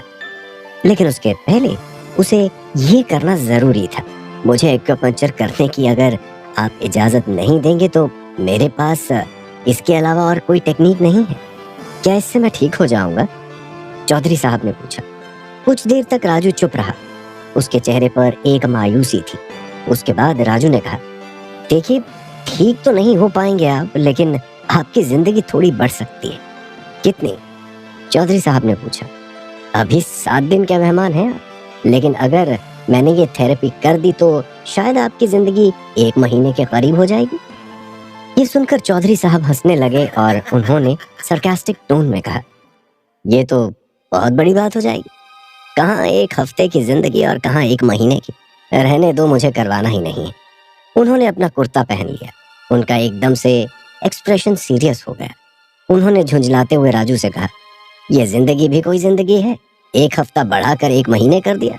अरे बरखुरदार, मैं इतना भी मौत से नहीं डरता कि अब 1 हफ्ता और 1 महीने के बीच में बार्गेनिंग करने लगूं। वहां पर खड़ा शिवा चौधरी साहब के इमोशंस को अच्छी तरह से समझ रहा था। वो जानता था कि उन्हें इस बात से गुस्सा आ रहा है कि उनकी जिंदगी इतनी सस्ती कैसे हो रही है। चौधरी साहब, आप इस लड़के को एक मौका तो दीजिए। क्या पता 1 महीने के दौरान हमें कोई ना कोई रास्ता मिल जाए। शिवा ने कहा। कैसा रास्ता शिवा? 1 महीने में क्या ही कर लेंगे हम? चौधरी साहब ने कहा, अगर कुछ ही घंटों में आपको 1 हफ्ते से 1 महीने की जिंदगी मिल सकती है तो कुछ भी हो सकता है। प्लीज मान जाइए, शिवा ने कहा। चौधरी साहब के पास शिवा की बात का कोई तर्क नहीं बचा था। उन्होंने शिवा की बात मान ली। मुझे नीडल्स चाहिए होंगे, राजू ने शिवा से कहा। शिवा ने फौरन नीडल्स का इंतजाम करवाया। सेशन शुरू करने से पहले राजू ने चौधरी साहब को आराम से खड़ा होने के लिए कहा। राजू ने बहुत ही ध्यान से चुन चुन कर उनके बदन पर नीडल्स चुभाना शुरू किया। उसने जो पॉइंट्स अपने दिमाग में देखे थे, उसने उन्हीं पॉइंट्स पर एक एक करके नीडल्स लगानी शुरू कर दी। हर एक पॉइंट शरीर के ब्लड फ्लो के लिए इम्पोर्टेंट पॉइंट था। राजू ने चौधरी साहब के शरीर पर 9 पॉइंट्स पर नीडल्स चुभाई और फिर इंतजार करने लगा। कोई कुछ नहीं बोला, सब खामोश थे। सब इंतजार कर रहे थे कि राजू आगे क्या करने वाला था। चौधरी साहब के शरीर के अंदर एक अजीब सी सेंसेशन हो रही थी। खून की रफ्तार कुछ बढ़ सी रही थी। उन्हें पसीना आने लगा था। शरीर का हिस्सा जो एकदम ठंडा था, उसमें आहिस्ता आहिस्ता गर्मी पैदा हो रही थी, और जो हिस्सा शोलों की तरह दहक रहा था, उसमें ठंडक फैल रही थी। चौधरी साहब ये महसूस करके हैरान थे। उन्हें उम्मीद की किरण दिखाई देने लगी थी। राजू के चेहरे पर कोई भी एक्सप्रेशन दिखाई नहीं दे रहे थे। वो बस इंतजार कर रहा था उस वक्त का जब उसे वो नीडल्स निकालनी थी। शिवा एक जगह हाथ बांधकर टेंशन से खड़ा था। चौधरी साहब ने राजू की तरफ देखा। दोनों की नजरें मिली और राजू को यकीन हो गया कि चौधरी साहब के शरीर में कुछ न कुछ तब्दीलियां हो रही। उसे ये सोचकर कुछ राहत महसूस हुई। तभी चौधरी साहब ने एक गहरी सांस लेते हुए कहा, जिंदगी आपको कब कहां किस मोड़ पर लाकर खड़ी कर देती है, ये आज समझ में आया। लाचारी किसे कहते हैं, ये बात आज समझ में आई। मैं आपकी बात नहीं समझा चौधरी साहब, राजू ने कहा। जवानी के दिनों में मैं अपनी पावर से लोगों को घुटने पर ला दिया करता था। किसी की इतनी हिम्मत नहीं थी कि कोई मेरे खिलाफ कुछ कह या कर सके। अगर कोई मेरे खिलाफ जरा सा भी जाता था तो मैं उसे मिटा देता था। लेकिन आज, चौधरी साहब बोलते बोलते चुप हो गए। उनकी आवाज में एक नरमी थी। लेकिन आज मुझे मजबूरी का एहसास क्या होता है ये पता चल गया है। चौधरी साहब ने अपनी बात पूरी करी। आप चिंता ना करें चौधरी साहब, सब ठीक हो जाएगा, राजू ने कहा। हंसते हुए चौधरी साहब ने कहा, मुझे कोई चिंता नहीं, और करके भी क्या करना, मजबूर हूँ। तुम जैसा कहोगे, जो कहोगे, मुझे मानना पड़ेगा, क्योंकि मेरी जिंदगी तुम्हारे हाथ में है। ऐसा नहीं है चौधरी साहब, मेरे हाथ में कुछ नहीं है। हमारी जिंदगी सिर्फ एक ही हस्ती के हाथ में है, वो ताकत जो इस संसार को चलाती है, जिसे आज तक कोई समझ नहीं पाया। ये कहते हुए राजू ने आसमान की तरफ अपना हाथ उठाया। तभी चौधरी साहब की नजर राजू की उंगली में अंगूठी पर पड़ी। ये अंगूठी तो बड़ी यूनिक है, चौधरी साहब ने पूछा। राजू एकदम से घबरा गया। वो उस अंगूठी के बारे में चौधरी साहब से बात नहीं करना चाहता था। उसने हिचकिचाते हुए कहा, हाँ ये मेरे पापा ने मुझे गिफ्ट में दी है। ठीक तभी राजू के फोन पर एक कॉल आया। उसने देखा कि अननोन नंबर से कॉल आ रहा था। उसने थोड़ा हिचकिचाते हुए फोन उठाया। हेलो, उसने कहा। दूसरी तरफ से जानी पहचानी आवाज आई। अरे डॉक्टर रजनीश, तुम तो मुझे हॉस्पिटल में छोड़कर भाग ही गए। मेरी ड्यूटी कौन करेगा? मैडम, राजू ने कहा। कहाँ हो तुम? सॉरी मैडम, मैं अभी आता हूँ। मुझे मैडम मत कहा करो, शिफाली ने बड़े ही प्यार से राजू से कहा। मेरा नाम शिफाली है, तुम मुझे शिफाली बुला सकते हो। राजू ने टॉपिक बदलते हुए कहा, सॉरी, मैं माँ को घर छोड़ने आया था, अभी आता हूँ। जल्दी आओ, शिफाली ने कहा। मुझे प्रॉब्लम हो रही है, ये कहकर शिफाली ने फोन काट दिया। राजू शिफाली के बदले हुए रवैये से थोड़ा हैरान था। उसके बात करने के तरीके से ऐसा लग रहा था जैसे वो राजू पर अपना हक जता रही थी। उसे कहीं ना कहीं ये डाउट हो रहा था कि शायद शिफाली उसे पसंद करने लगी है, लेकिन दूसरे ही पल उसने ये ख्याल अपने मन से निकाल दिया। वो अपने दिमाग में कोई वहम नहीं पालना चाहता था। क्या हुआ बरखुरदार, तुम्हें कहीं जाना है क्या? चौधरी साहब ने राजू से पूछा। इससे पहले कि राजू कोई जवाब देता, शिवा ने अपने दांत पीसते हुए राजू से कहा, चौधरी साहब के सामने फोन का इस्तेमाल मत किया करो, किसी को अलाउड नहीं है। चौधरी साहब ने हंसते हुए कहा, इसको अलाउड है। जैसा कि हमने कहा, हमारी जिंदगी की डोर अब इनके हाथ में है। राजू खामोश रहा। उससे इतने बड़े डॉन का इलाज अगर हो गया तो ठीक था, नहीं तो जितना जल्दी उनके रास्ते से हट सके उतना ही बेहतर था। राजू ये भी जानता था कि अगर वो उनसे अपने रिश्ते नाते मजबूत करता है तो डायरेक्टली या इनडायरेक्टली उसे इनसे फायदे बहुत सारे थे। चौधरी साहब ने तो शिवा को ये भी कह दिया था कि उनके गुजर जाने के बाद वो राजू का ध्यान रखें। इसका मतलब राजू के पास एक बहुत बड़ी पावर आ चुकी थी, लेकिन राजू इसका इस्तेमाल नहीं करना चाहता था। वो अपनी प्रॉब्लम्स खुद ही सॉल्व करना चाहता था। उसे सबसे ज्यादा फिक्र इस अंगूठी और उसकी भविष्यवाणी की हो रही थी। राजू के लिए उस अंगूठी का राज जानना बहुत जरूरी था। ये भविष्यवाणी बहुत बड़ी बात थी। उसकी जिंदगी में उसकी माँ से बढ़कर और कुछ नहीं था। उसकी मौत उसकी माँ के हाथों कैसे हो सकती है, ये बात राजू को बिल्कुल भी समझ नहीं आ रही थी। ये सवाल राजू को अंदर ही अंदर खा रहा था। राजू के चेहरे पर शिकन देखकर चौधरी साहब ने पूछा, क्या हुआ बरखुरदार, सब ठीक तो है ना? राजू ने झट से अपने एक्सप्रेशन बदले और मुस्कुराते हुए कहा, बिल्कुल, अब सब ठीक है सर। ये कहकर राजू उसके पास आया और उनके शरीर से नीडल निकालनी शुरू कर दी। उसने सारी नीडल्स निकाली और उसके बाद उसने चौधरी साहब से कहा, अपना हाथ दिखाई। राजू ने हाथ, पीठ, कंधे, चौधरी साहब के सारे बॉडी पार्ट्स फ्लेक्स किए और फिर अपना काम करने के बाद राजू ने कहा, ठीक है सर, मैं आपसे एक बार फिर मिलूंगा। तब तक के लिए आपके बॉडी में चेंज होने शुरू हो जाएंगे, आप फिक्र मत कीजिएगा। मुझे जिंदगी की फिक्र नहीं, बस उस गंदे तेज दर्द की फिक्र है। वो मुझसे बर्दाश्त नहीं होता। वो दर्द ऐसा है जैसे पेट के अंदर 100 चींटियां मुझे काट रही हो, नोच रही हो। चौधरी साहब ने कहा, मैं जानता हूँ ये उसी जहर का एक सिस्टम है, लेकिन अभी जो मैंने थेरेपी की है उससे वो सिस्टम भी सही हो जाएगा। राजू ने कहा, रियली? ये तो बहुत बड़ी बात है। चौधरी साहब ने कहा, आप बेफिक्र रहिए।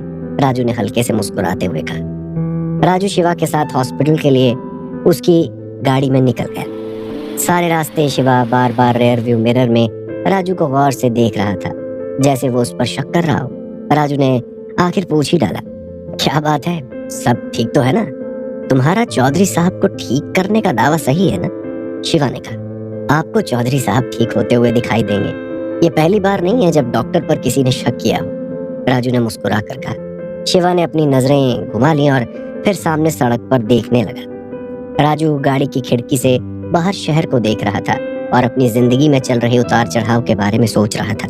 उसकी परेशानियां, उसके गम, उसके दुख, उसकी माँ, उसकी गर्लफ्रेंड तानिया का उसको छोड़ देना, ये सारी बातें राजू को बहुत बेचैन कर रही थी। जानते हो, तुम बहुत लकी हो। चौधरी साहब ने अपने इतने क्लोज किसी को आने नहीं दिया। यहाँ तक कि मुझे भी इतना मौका नहीं मिला कि मैं उतना फ्रैंकली उनसे बात कर सकूं। शायद चौधरी साहब तुम्हें अपने बेटे की तरह समझते हैं। शिवा की ये बात ने राजू को अपने ख्यालों से बाहर आने पर मजबूर कर दिया। राजू ये बात सुनकर हैरान हो गया। ये बहुत ही बड़ी इमोशनल बात थी। एक तरफ राजू चौधरी साहब से दूरी बनाने के बारे में सोच रहा था और दूसरी तरफ चौधरी साहब का उसकी तरफ बढ़ता हुआ लगाव उसे झंझोड़ रहा था। ऐसा क्यों? मैं उनकी जान बचा सकता हूँ इसीलिए। ये कहते ही राजू को एकदम से घबराहट महसूस हुई। उसे लगा कहीं शिवा को ये बात बुरी ना लग जाए, लेकिन शिवा की सिर्फ आंखें ही रियर व्यू मिरर में दिखाई दे रही थी। ये तो मुझे पता नहीं किस लिए, लेकिन जितना मैं उनको जानता हूँ उस हिसाब से बता रहा हूँ, तुम लकी हो। उनके अफेक्शन के लिए बहुत लोगों ने बहुत मेहनत की है, लेकिन सब नाकाम रहे हैं। ये सुनकर राजू को थोड़ा अच्छा भी लगा और थोड़ी घबराहट भी महसूस हुई। खैर बाकी का रास्ता खामोशी से गुजरा। राजू को हॉस्पिटल ड्रॉप करके शिवा अपने काम पर चला गया। राजू हॉस्पिटल में रूम नंबर 301 की तरफ जाने लगा। इस बार राजू को देखकर किसी ने कुछ नहीं कहा, बस आपस में सब खुसर पुसर कर रहे थे, लेकिन राजू ने किसी पर ध्यान नहीं दिया। जैसे ही राजू रूम नंबर 301 में पहुंचा तो उसके होश उड़ गए और उसके हाथ पैर